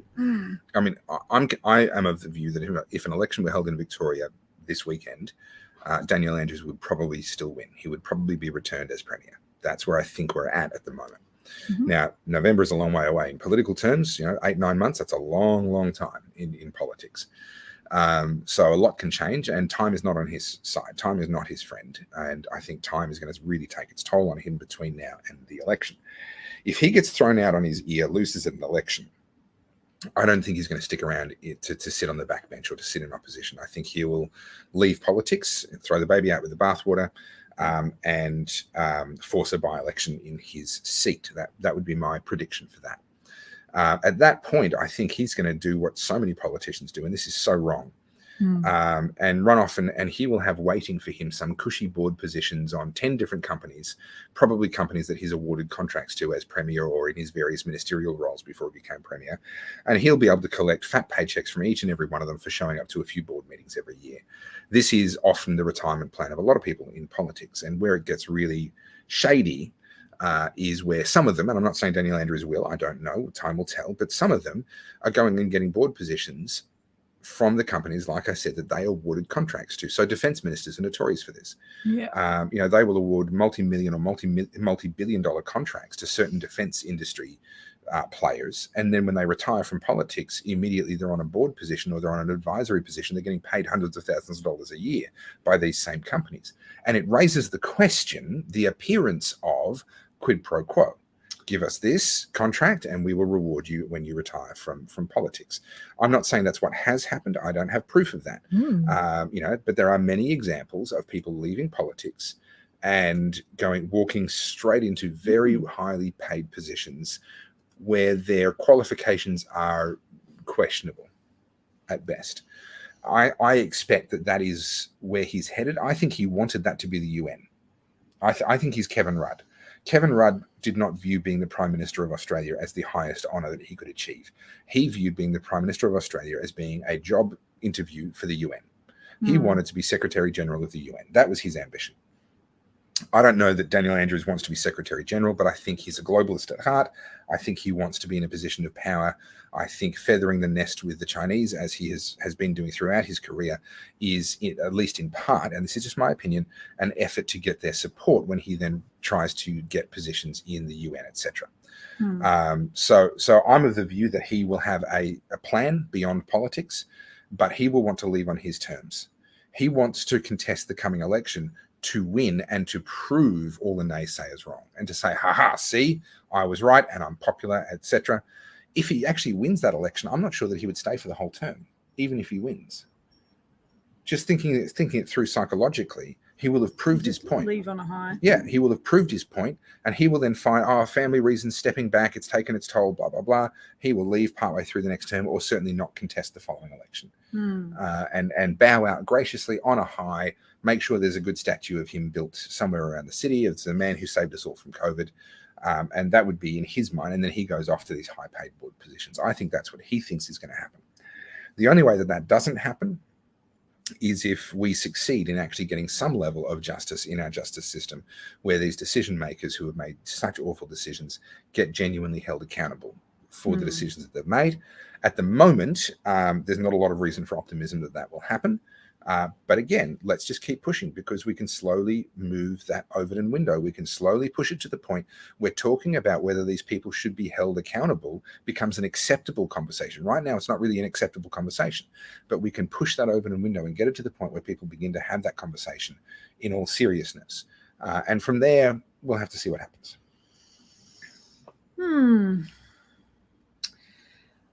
So when times are tough and the battle seems all uphill, when you're feeling super flat, what gives you hope, inspiration, and courage to keep going? Combination of a few things. My faith, definitely. My family. My kids. It's interesting. I've spoken to some parents where that first kid being born was like this light bulb moment. It just changed their perspective and changed their life completely. That wasn't the case for me. What I would say is, over the first probably 6 to 9 months of after Winston was born, without realizing it at the time, I realized it looking back, my thinking and my perspective and the term over which I was thinking extended. So instead of thinking about next year, maybe 3 years, maybe 10 years, I started thinking about 40 years and 50 years and after I'm dead. And that didn't happen until I'd created this little thing that was going to be around, all going well, after I'm dead.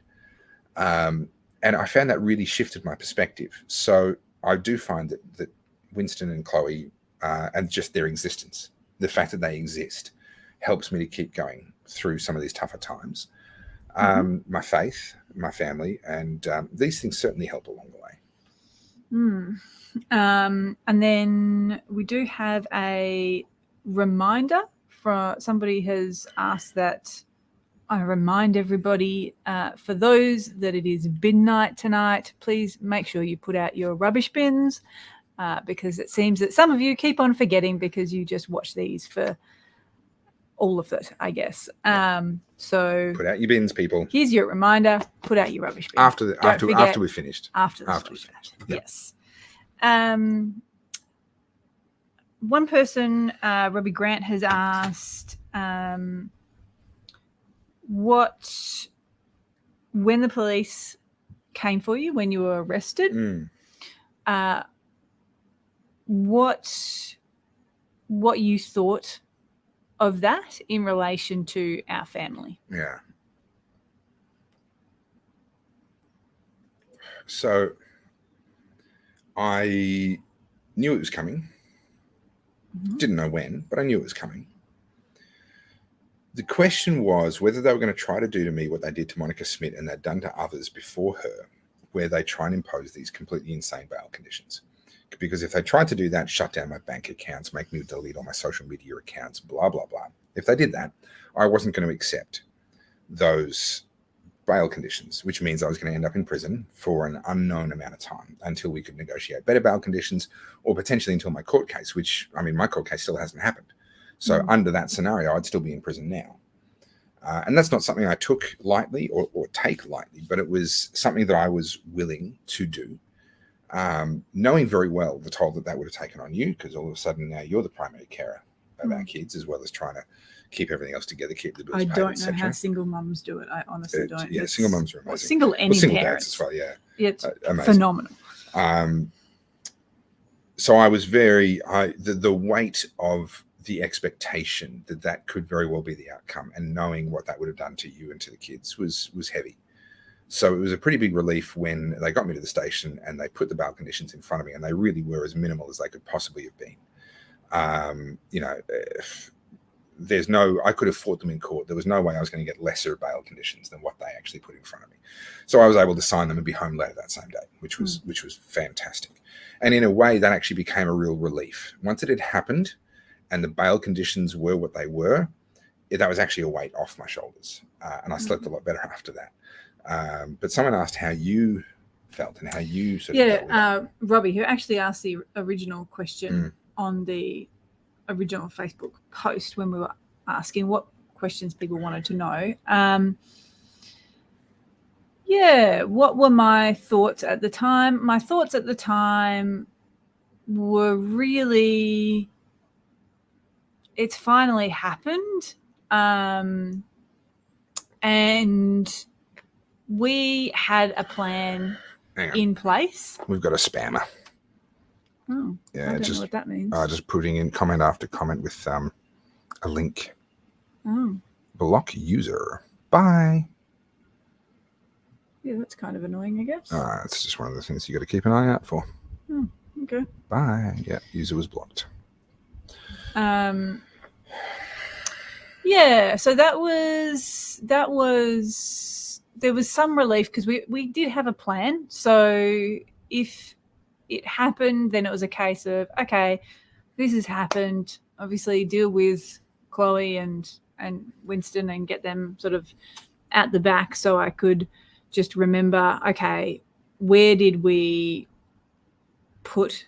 I write down the instructions? Yeah, because we had a game plan. We had a full game plan in place.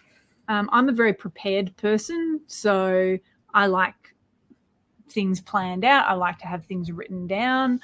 I already mentally had kind of worked through, and I'm a big believer in you work through a scenario in your head. If there's something you are fearful of, fear comes from the uncertainty and not knowing what's going to happen. So being able to think through the situation, think through the worst case scenario, and then going, okay, well, how can I plan for the worst case scenario so that if that comes into place, I'm not going to end up in like some, I don't know, emotional, useless mess. I'm going to be able to go, okay, great. The first thing I need to do is this, then this, then this, then this, then this. And so you got sent off. You went wherever, taken, whatever. And then I think the kids went outside to play when I then went and actually just looked for, okay, well, what was the plan? What do I do first? And then I worked my way through the list. And to give you some idea, we had a plan that was a multi-stage plan that had a range of contingencies. If I ended up being held overnight, certain things would happen. Yeah. If I was home that day, they wouldn't happen. Doesn't matter. Yeah. So we had a couple of different contingencies planned out, specific people to call with the phone numbers listed out, all that stuff. Just for peace of mind. I felt better once we had that plan all fleshed out and done. I felt better. Yeah. I know you felt better. Yeah, definitely. And the irony being that, once it did actually happen, then my main concern actually was, this is right before dinner. How inconvenient. Now I'm going to have to cook dinner. At least it wasn't 6 o'clock in the morning. That's true. So that was good. But, Topher, he's the one that cooks our dinner pretty much all of the time. So all of a sudden I had to think about dinner, which I hate cooking. And I had the Cigar Professor. It was a Friday, so the Cigar Professor was on that night. The Cigar Professor was on. I'm supposed to be on. Yeah, so I had looked at the calendar and, everything else that had to happen. And I think I had completed a couple of those checkpoints, and then a friend had called, and I ended up chatting to her for ages, and then went, oh no, I need to go back to the list. I've got to get everything else done. I called up, Damo, and said, this is what happened. He's in the Cigar Professor. He's my business partner. In the Cigar Professor, I said, I'll jump into the Cigar Professor. So no. Agate Master's correct. It was a Thursday, but we were doing that. We were doing a slow chat with them. I was doing that combined one with the Cigar Professor and Slow Chat. Come on, thank you, Agate Master. You're actually correct. Right, yeah. And so I said to Damo, I'll jump in and pretend I'm Topher. No, not at all. I'm pretty sure people would have spotted the difference. I think they would have noticed, yes. It's the voice. The voice would give it away.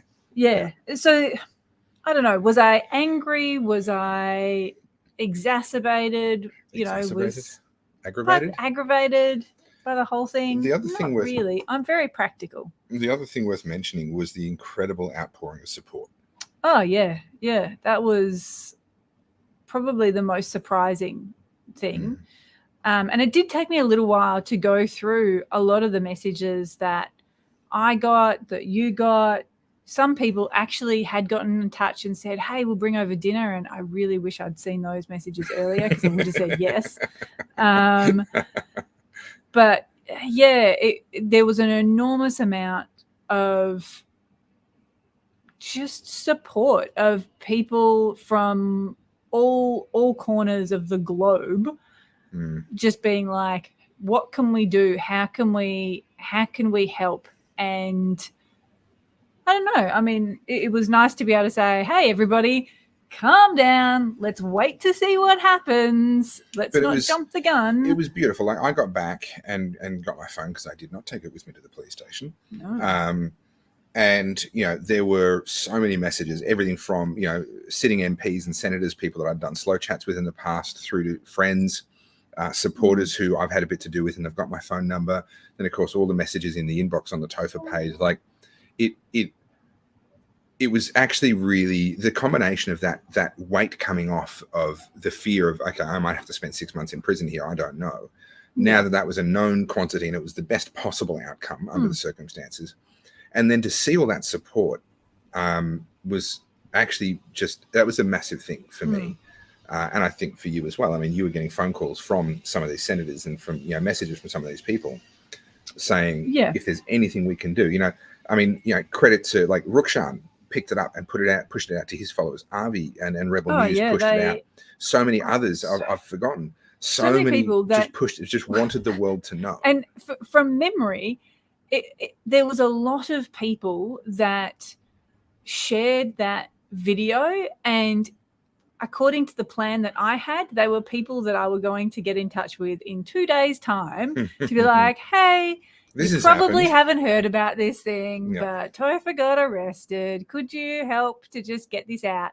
And honestly, within sort of half an hour, a bunch of these people had already shared it with their audiences, and it had gone crazy in a way that I don't know that either of us really were expecting. No. And it's, I don't know, I don't want to sort of be too introspective, but sometimes doing what I do can feel like sort of screaming into the void a little bit. You don't always get a lot of feedback. You don't always get a lot of, I mean, appreciation isn't the right word, but it can sometimes feel like you're just there saying what you're saying and doing what you're doing, and you wonder if anyone's even listening and whether you're making any kind of a difference. And when a moment like that comes along, you go, oh, wow, okay, you know, I must have done something right at some point because I've got all these people who've got my back. And that was really, really heartwarming. Somebody said, oh, yeah, so there was all sorts of things that happened that we just weren't aware of. So we all called the police station, like your mum asked, did you know that they were inundated at the station? I didn't know at the time, but I found out afterwards. Yeah, those kinds of things, they just happened. And that was incredible. But we had no idea. People just instinctively off their own back decided, I'm going to do this thing. This is something that I can do to help with this particular situation. And I think that's probably been one of the amazing things in all of this as well. You know, everybody ultimately, I'd like to believe, their heart is in the right place. Everybody's trying their best to, as much as possible, improve the situation. Yeah. And the other thing that happened as a result of all of that was, through the publicity, the documentary got funded. Yeah. You know, it was about within, I think it was 48 hours of my arrest, I'd raised the minimum the minimum budget required for me to actually commence the documentary. So there really was a really tangible silver lining in all of that. And you'll see in the credits, there's a thank you to Victoria Police for arresting me at exactly the right time. They could not have, this wasn't their intention, obviously, but they really couldn't have timed it any better. Yeah. So somebody asked the question, you know, was Topher live at the time? No, he wasn't. But I think you were in the garage preparing for a slow chat, or well, I don't know. I had the slow chat that night. So understand, the planning went far beyond just what to do if I was arrested.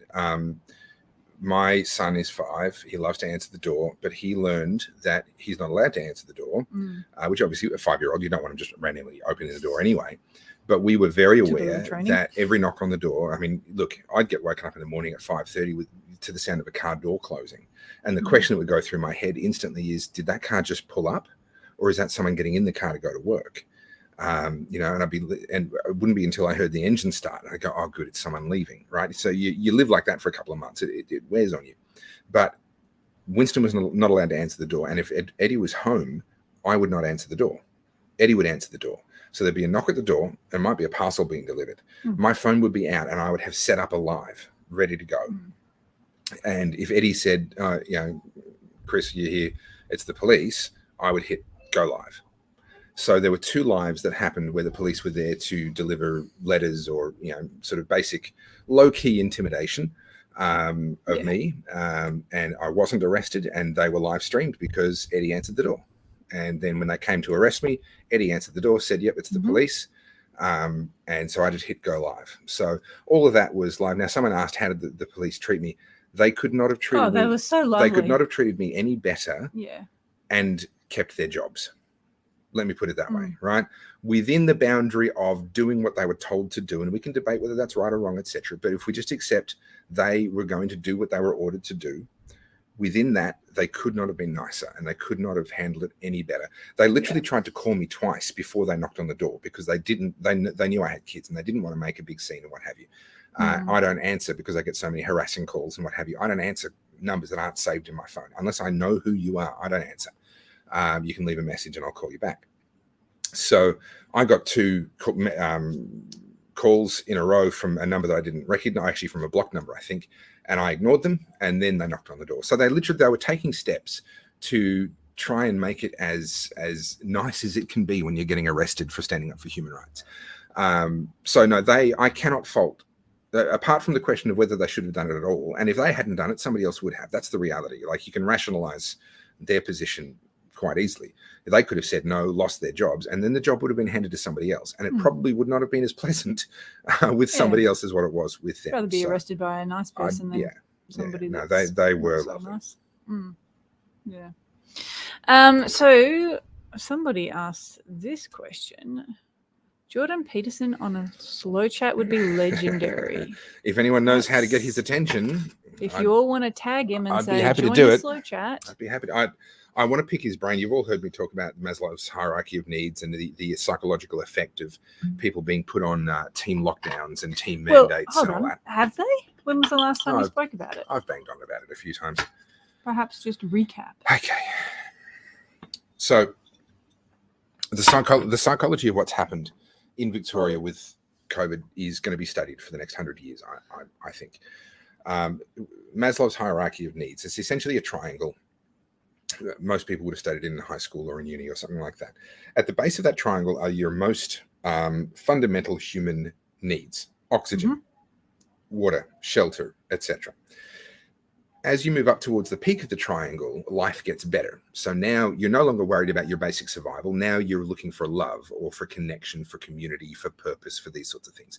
And all the way up to the pinnacle of human existence, in a sense, is this thing that Maslow called self-actualization. And this is kind of living your best life with a sense of purpose, waking up every day excited to be doing what you're doing. You're secure in your life, in your finances.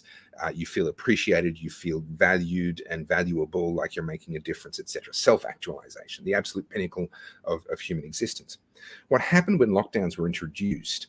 Most people in Australia live somewhere in the middle of that hierarchy of needs. There are not very many people that are genuinely struggling for their survival. Sadly, there are a few, but not many. And there are not many people living the pinnacle of self-actualization. That's just a reality of life. Not many people ever achieve that. Most of us are somewhere in between. What happened when lockdowns were introduced was that those who lost their jobs, they were declared to be non-essential, or they lost their businesses, etc. They were pushed towards the bottom. They were pushed down towards bare survival. But those who had secure jobs, laptop earners, government jobs, welfare recipients, retirees, etc., they not only did they not get pushed towards the bottom, but they were actually given the opportunity to move up the hierarchy of needs and move towards self-actualization. The way it works is this: they were given an enemy to fight. They were given a purpose in their life. And this is why we saw this performative obedience. They didn't just wear masks. They wanted to be seen to be wearing masks. They didn't just get the vaccine. They had to put a photo of them getting the vaccine up online. It wasn't just about them doing the right thing. They wanted to be seen to be doing the right thing because they were living the best life that they'd ever lived. They had actually been given this incredibly horrible enemy called COVID that they were fighting. It also and they were doing gamifies the it right as well. thing. Yeah, it gamifies it, gives them certain Yeah. objectives and tick boxes yeah. to achieve. So understand, society wasn't just split in half along the lines of those who liked it and those who didn't, or what have you. A lot of people were actually pushed down towards a survival level, and others were actually elevated towards self-actualization. And when you understand that, it makes a lot more sense when you see these people who get angry when mandates are taken away. People getting angry when people haven't lost their jobs. Oh, well, I only got my jab to keep my job and you haven't been fired yet. Why haven't you been fired? You should have been fired by now because you haven't had your jab yet. What's going on psychologically there? Well, they are living with this incredible sense of purpose, this incredible sense of meaning that they haven't had at any other point in their life. And here's the kicker. They know they will never have that self-actualization experience ever again. They're average people. They live average lives. Most of us do. That's the definition of the average. Most of us are average. And so these people, for a window of a couple of years, have lived this amazing life with a sense of purpose and meaning, with an enemy to fight. And they're on the good guys' team and they're doing the right things and they're conquering this enemy and helping to save grandma. And they actually get angry at the people who didn't buy into that. They get angry at the people that tell them that that's wrong, because you're not just challenging the practical question of whether we should have mandates and whether we should have lockdowns, etc. You're actually challenging that identity that they have, that self-actualization experience that they've had over the last 2 years. So there's an enormous number of people that their identity is now wrapped up in this. And that's why we see it's so hard to let go of this for so many people. I would love to put that to Jordan Peterson and because he's a qualified psychologist. He actually knows this stuff. I'm theorizing. I'm just kind of observing and trying to figure it out. He knows this stuff. And I'd love to hear his thoughts on that and have him either tell me that I'm wrong and tell me a better way to understand and describe it, or to embellish that further and help me to understand that more deeply. So if anyone's mates with Jordan Peterson, I would love to have that chat with him. Well, he is coming in November, so I Is don't he? know.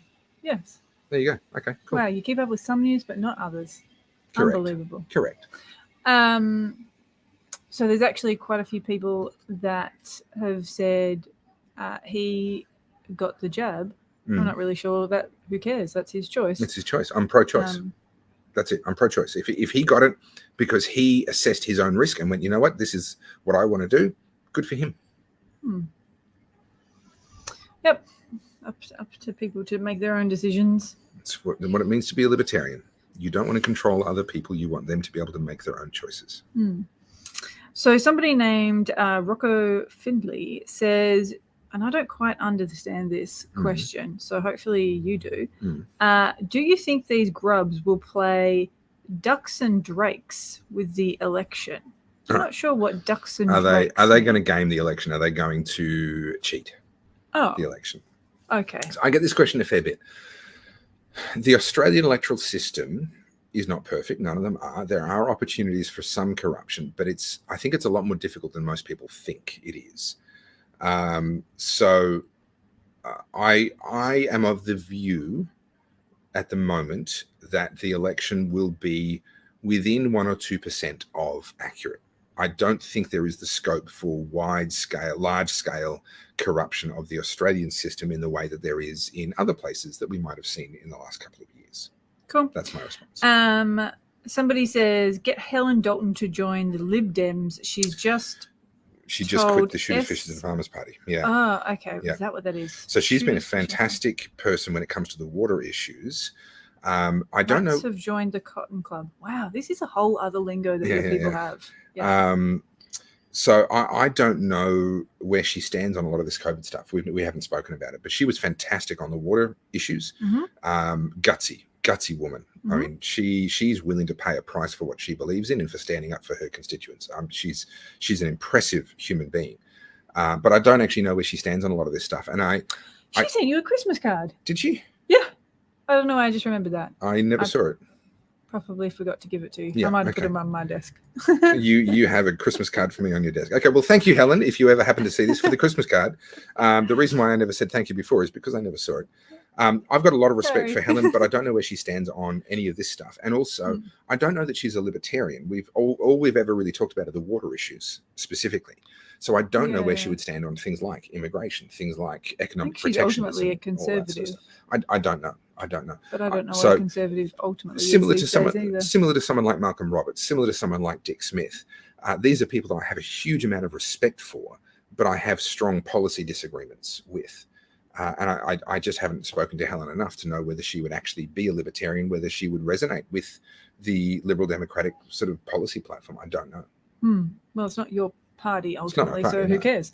Yeah. So you talk a lot about policy and party policy, and Sure. why is that important, as opposed to, we see a lot of what is it? It's where it's like they're just attacking the person, like we see it a lot with somebody like a Craig Kelly or a Pauline Hanson, where I mean, it baffles me that Pauline Hanson gets so much flack as a female that has been in politics for as long as she has a long-standing career. She should be praised for that. And they threw her in prison. What jerks? And she came back and did not give. Again, I mean, there's another incredible human being who I have strong policy disagreements with, but absolutely admire and respect. What she's done and what she's achieved is incredible, and she should be a celebrated Australian. But she's a maligned Australian. But this is why. Let's go back to the Overton window. She said things that were not acceptable to say. Oh, back in the day or now? Well, at the time, very unacceptable to say. Even now, not really acceptable to say. I mean, the window was moved a little bit, but it hasn't. I need examples. So she was talking about what was the thing that she got?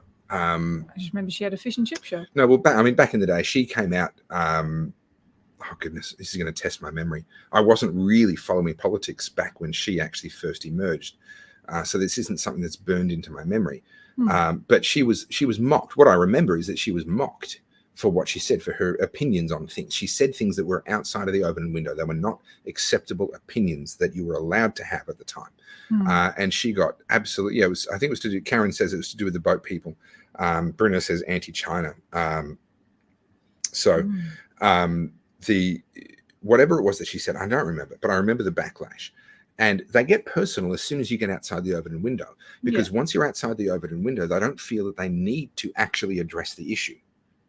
Right? If you say something that's inside the Overton window, they have to tackle the issue because you've said something that is within the range of acceptable opinion, and they have to prove why you're wrong. If you say something that's outside the Overton window, they no longer have to prove you wrong. They can just say, "You said what? That's ridiculous. What an insulting thing. What a and they can just go straight into the actual personal attacks, and that's a lot easier than actually having to prove somebody wrong. And this is the importance of trying to shift the boundaries of the Overton window. Oh, identity politics. Identity politics. That's what it was called. Well, yeah, I mean, that's a slightly different thing. But attacking the individual, playing the person rather than playing the issue, is something that they can get away with if that person is saying things that are outside of the Overton window, which is why... It seems incredibly unprofessional. Yeah, it is. But politics is a dirty game. It's schoolyard. It's schoolyard level stuff. Yeah, it's like a high school... Yeah. But girls' high if school. we can influence the Overton window so that when someone has the courage to come out and say stuff, they can't just attack the person. They actually have to address the issue, because that issue is maybe right at the very edge of the Overton window, but it is inside the Overton window. Then that's the significance of what I try to do. Right? Whether I'm successful or not is for other people to judge, not me. But that's why I think it's important to try and influence the Overton window, influence what's acceptable for people to say, because then the reaction has to be a grounded reaction, grounded in evidence and reality and good policy, rather than just attacking the person. I wonder if you went back to her original quote and then matched it up against current ABS data, how far wrong she was. I don't know. Yeah, I don't know. Fun project for somebody. Like I said, I wasn't following politics back then. Sorry, don't know. Somebody has asked the question, are you going to interview Ricardo Bossi? I don't know who that is. Probably not, just for the same reason as I said before. I want to do things where I'm bringing something that hasn't been brought already. Ricardo's been interviewed by a bunch of different people. If you want to know what he thinks and where he stands, you can find that information in a bunch of different places already. So I would sort of go, well, why? What value am I bringing to you, the audience that chooses to spend a Thursday night with me, by having a chat with him? Yes, it might be a fascinating chat and we might cover lots of good things, but I've no doubt that those things have already been covered by others. I try to bring people that aren't being given a fair go elsewhere. And Ricardo is not given a fair go in the mainstream media, but he's had lots of good interviews with people that have given him a fair go. I feel like that box is kind of being ticked already, and I don't know what I would bring to that. Okay. So I've got a question here. Is Topher going to stay away from Western Australia like McGowan while McGowan is in charge? After all, we're all sick Easterners. Why should we holiday there and put any money into that state's economy now? Well, I'm certainly not going to go there while you have to quarantine and all the different sort of nonsense is going on. I'm not going to go and spend my money there. I've spent only a very small amount of time in Western Australia, and I've enjoyed the time I have spent. It was a good place. I spent some time in Fremantle. Good place. Yeah, really, really good place. Good people. I like the sense of independence that often comes with it. But I tell you what, Western Australia, you voted for Mark McGowan in a landslide after he started his nonsense, and his nonsense has only gotten worse since then. I used to say if Western Australia were to secede from Australia and become its own country, I would move there. Now I'm not so sure. I'm not so sure that I would want to. And again, remember, our politicians are not the problem; they're the symptom. It's what politicians, it's what they say about us that concerns me. And what Daniel Andrews says about Victorians is very, very bad. What Mark McGowan says about West Australians is very, very bad. And if Victoria chooses to re-elect Daniel Andrews, and if Western Australia chooses to re-elect Mark McGowan, I would say, well, I've already said, if Daniel Andrews is re-elected in Victoria, we are leaving Victoria at a minimum. We may go overseas, we may go somewhere else in Australia, but at a minimum, I'm not staying in Victoria to experience who knows how many more years under him. Somebody says, it seems very suspicious that we would have voted in all of these mental cases. Put that on the screen because it's a worthy comment. The problem is that politics has a disproportionately high percentage of mental cases in it. Politics is very attractive to people that have some really serious personality flaws. And because we can only choose from the people that are in there, we're forced to choose from these different people that have very serious personality flaws. In the case of Daniel Andrews, I'm on the record saying that it is my personal opinion that he's a psychopath, a genuine psychopath. Mark McGowan, I haven't paid anywhere near as much attention to, so I'm not going to comment on him specifically, but his policies are incredibly dangerous. But understand, think about what type of personality is attracted to politics. Who's going to run to be your local mayor or run for the local council or want to be a premier? Is it the person that minds their own business, gets on with their life and leaves you alone? Or is it the neighbor that's looking over your fence to see whether your pool meets code and whether your trampoline has been set up correctly and whether you're camping in your own backyard without a permit, right? It's the busybody. That's the person that thinks that they know how to run your life better than you do. That's the person that wants to go into politics. The person, people like me, who just want to be left alone and want to leave other people alone. We have no agenda. There's no upside to going into politics for us. So we end up with a situation where, unfortunately, politics is full of head cases. Not all of them are head cases, but a very disproportionate number of them are. Personality disorders, busybodies, narcissists. Politics has a disproportionately high percentage of those people because it is attractive to those people. All right. We are probably starting to get to the last of our questions, by the way. Sure. So we've got a couple of people, Marcus and Nadine, want to know about whether Putin is sticking his finger up at the New World Order. Yes, but that doesn't automatically make him the good guy that some people want to believe that he is. It's a bit concerning, all this Ukraine, and I'm not commentating deeply on Ukraine on my page because I don't bring anything new. All I know is the same stuff that you do, right? I'm seeing what's being said on one side, I'm seeing what's being said on the other. The whole thing's a mess. But one of the things that concerns me is some people want to a very high percentage of people, want to have an extreme view one way or the other.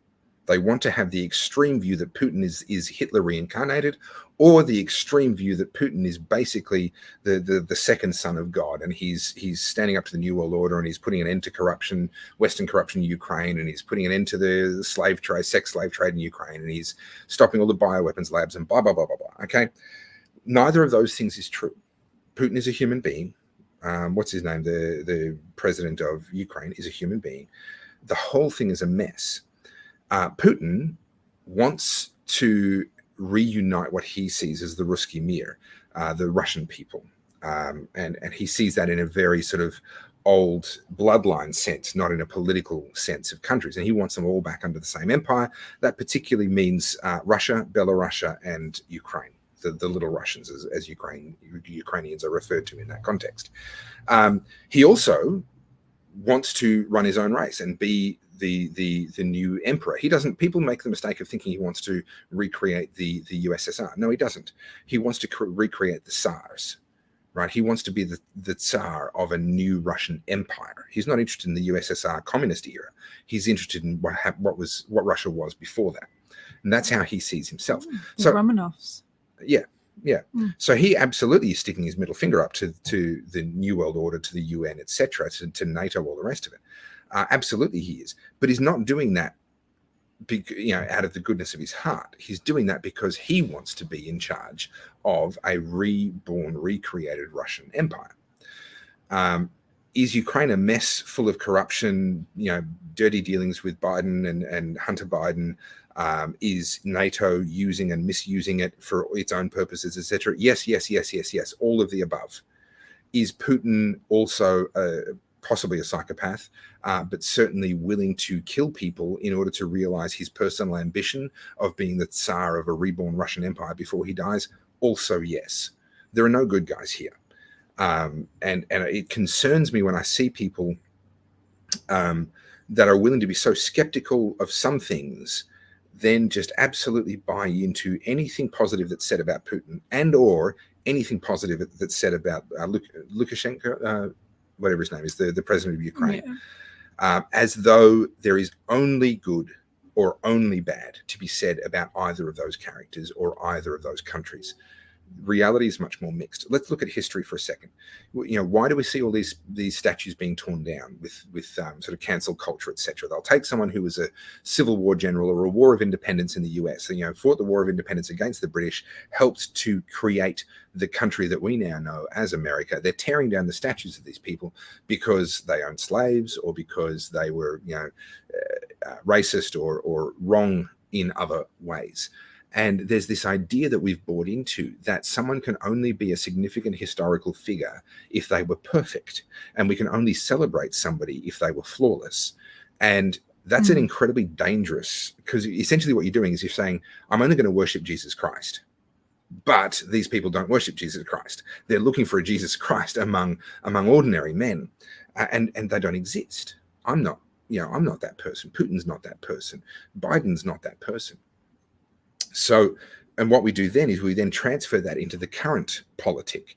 And we look at a situation, we go, well, one of these people is the perfect person that I'm looking for, because history was made by all these perfect people, and all the imperfect people we're erasing out of history. So we look at a current situation that's unfolding, we go looking for the perfect person. And when we don't find them, we pick a side and we create them. It's just not true. That whole situation is a mess.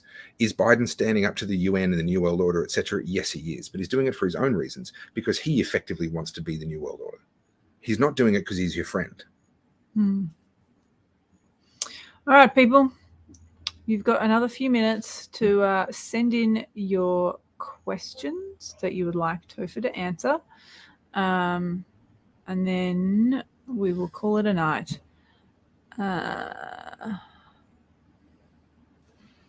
Yeah, so different people. Let me just go up to this one. This is it. This is exactly it, Daniel. I think he wants to run his own empire separately from the New World Order and independent from the rest of the world. That's it. 100%. Yeah.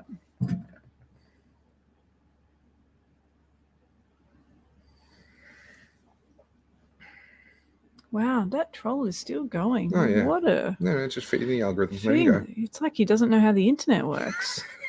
What an idiot. Okay, here we go.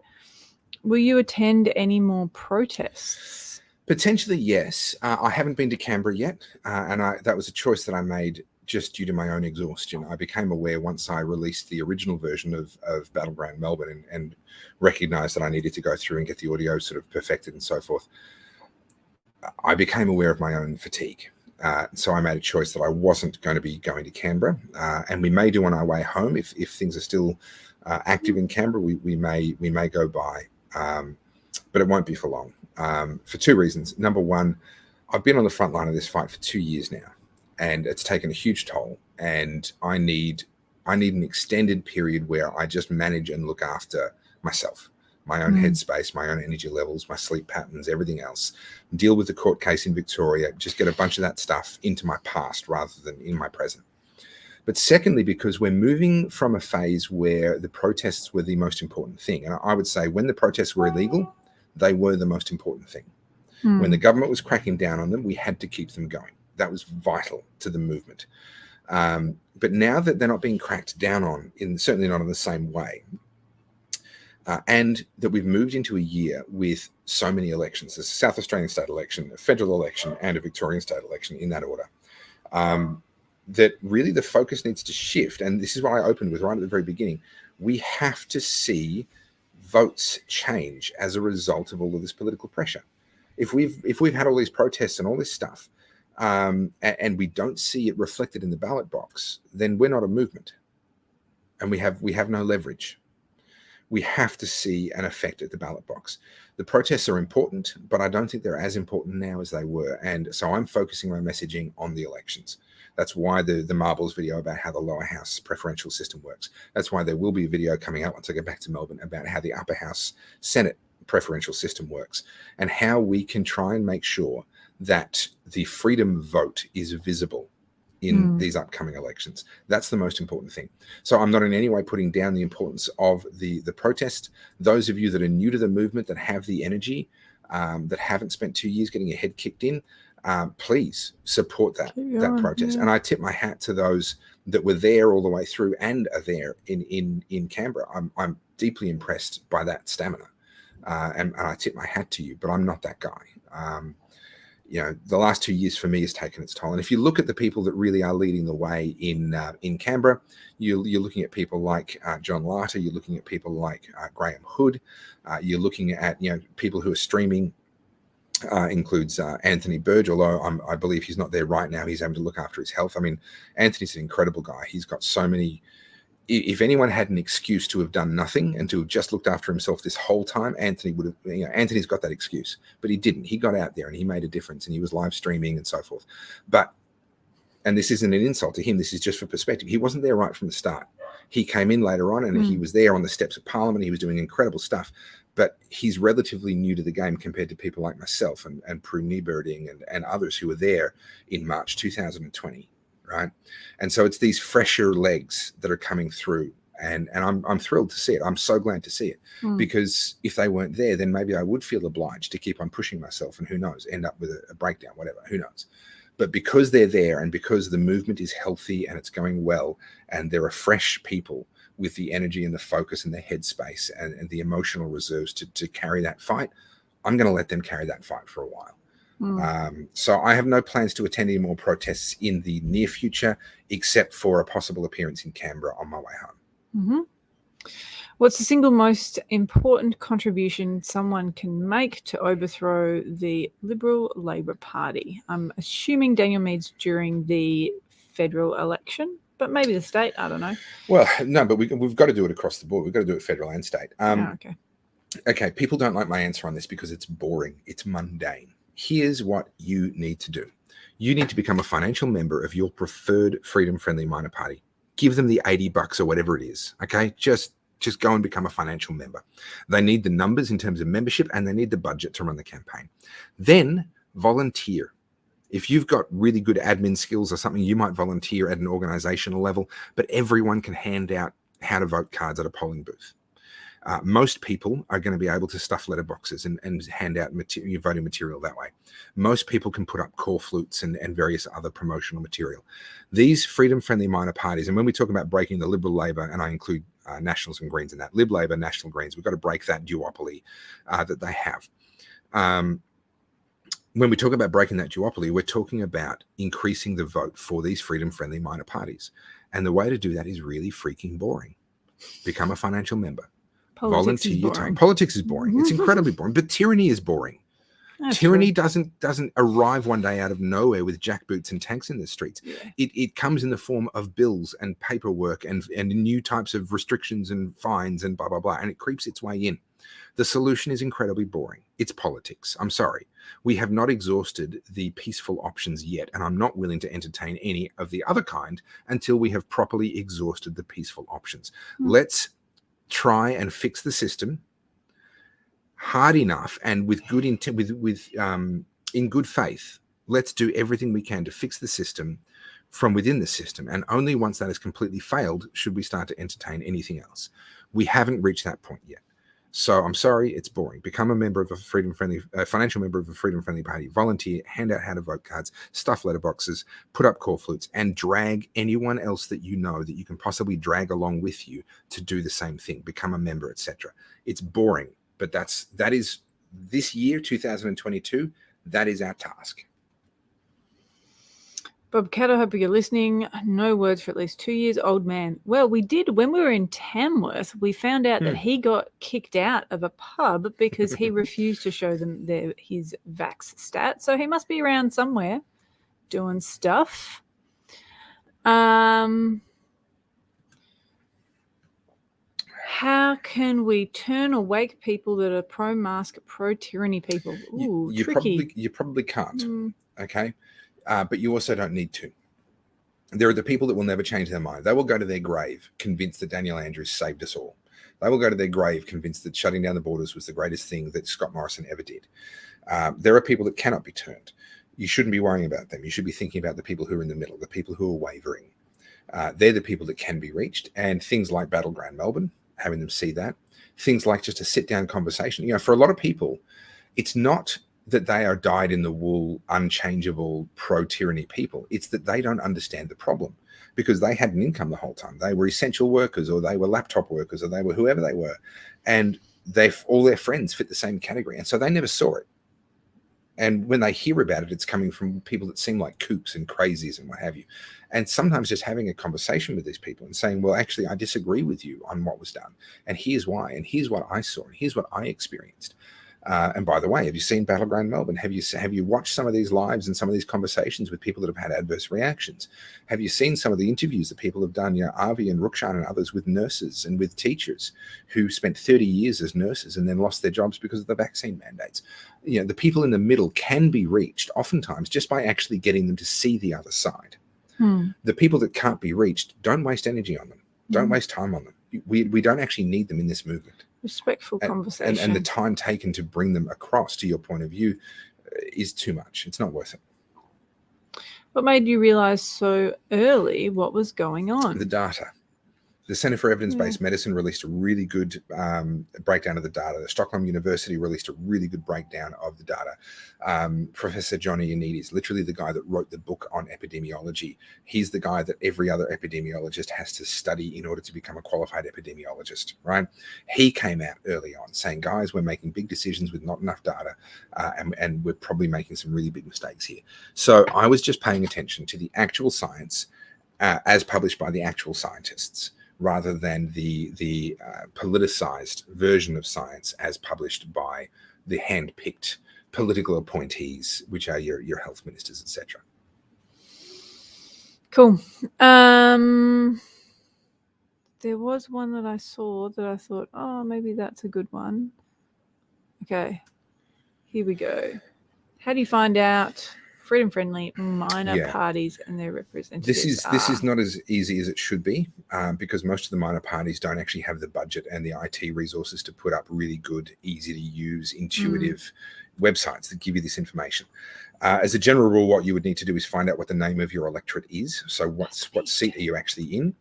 And then you would have to look up their website, or even potentially send them an email, or try and start Googling and say, okay, who's the UAP representative for my seat, or who's the Liberal Democrat representative for my seat. As we get closer to the election, my understanding is that Turning Point Australia, Joel Jammel, is working on a website, and I hope I'm correct in this. I may be getting him confused with somebody else, but I believe it was him, told me that he was working on a website where you would be able to put in your address, and it would tell you who your candidates are and show you who the freedom-friendly candidates are of those. When I get back to Melbourne, I'm going to be following up with him and a couple of others that have had similar ideas, and trying to make sure that at least someone follows through and actually delivers on that. And then I will help to promote that and push that out so that people can get that information as easily as possible. But yeah, it's not a straightforward thing, unfortunately. So I think there's 2 last questions. One is somebody, and I've lost the comment now, so I'm really sorry to that person. But somebody had their first cigar ever at their 18th birthday. Yes. And now they want to know what to follow that up with. Clearly the answer is to get onto the Cigar Professor and sign up for a pack. But that's a tricky one. No, it's not tricky at all.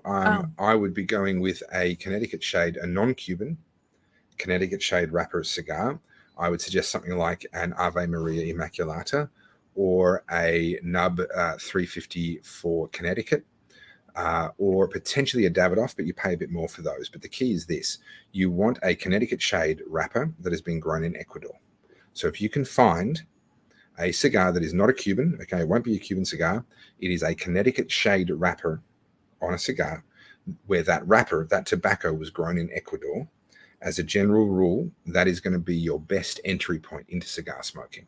And your most enjoyable way to explore cigars early on is going to be smoking different cigars that are Connecticut shade wrappers, with that wrapper being grown in Ecuador.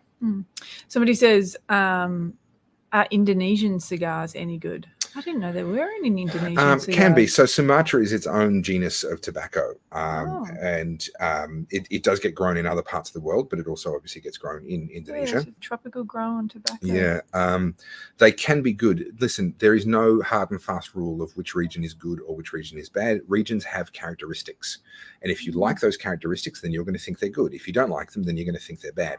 But then also the blender is really important. So a cigar has 5 different types of tobacco in it, and the person who blends those cigars will blend them to their taste for whatever they're looking for and what they think is good in a cigar.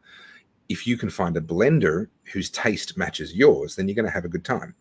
But if you're trying cigars blended by companies or by master blenders whose tastes don't match yours, then even if it's a region that you normally like, you're probably not going to like their version or their expression of it.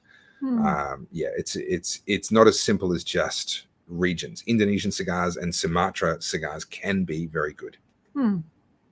Cool.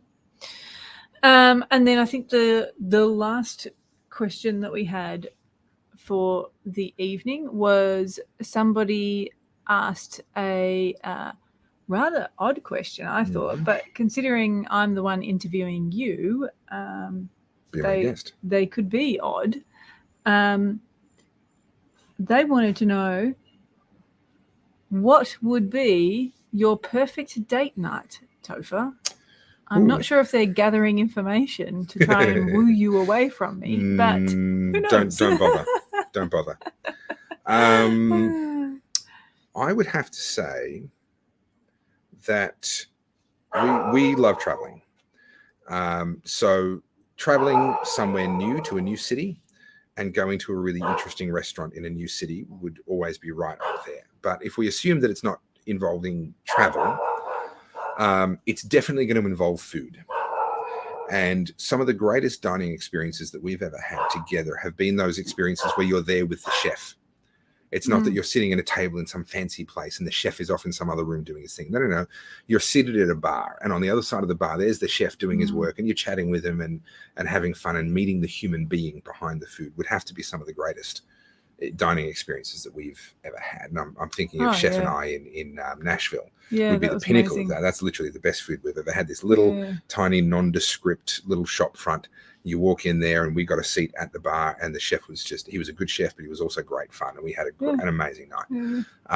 So going to a restaurant, and trying new foods where we actually get to experience and get to know and relate with the chef would be, I think, my favorite way to spend an evening out. Good times. Yeah. Well, I feel like on that happy note, we have survived the floods, but I do hear that there is rain coming. Yeah, So we so might have to obviously, pack up. my heart goes out to everyone that's affected. Yeah. It's just, to come with this right on the back of all the COVID, everything else. I mean, down in the south, they had the fires just before COVID, which were devastating and heartbreaking. Now that we're right on the tail end of COVID, up here we're getting just these phenomenal floods. So everyone, please be sensible, please stay safe. We're going to obviously be careful picking our way down the coast. We are maybe going to be far enough behind the floods that the roads will be opening back up sort of in front of us as we work our way down the coast. But obviously I'm very mindful that there's going to be a lot of people as we head further south. There's going to be a lot of people that have just copped a massive blow, lost their house or worse. So please stay safe. Please look after each other. If you're struggling, if you need anything, send me an email. Well, it won't be me that reads it. It'll be Wendy, who's an amazing part of my team. But let us know if you need to reach out. Let us know and talk to us. We'll pick our way south. We may have to change plans, but that's a very small inconvenience compared to what so many people are facing right now. Oh yeah. Oh, good. Well, on that happy note. Thanks for watching. Thanks for watching. I hope you've enjoyed it, and we'll be back, or I'll be back with you next week. Let us know if you enjoyed this, and I don't know, maybe I can rope Eddie into more things in the future. I doubt it. Yeah, maybe. Send me lots of compliments about what a great job she did, and maybe I'll be able to convince her. Have a great night.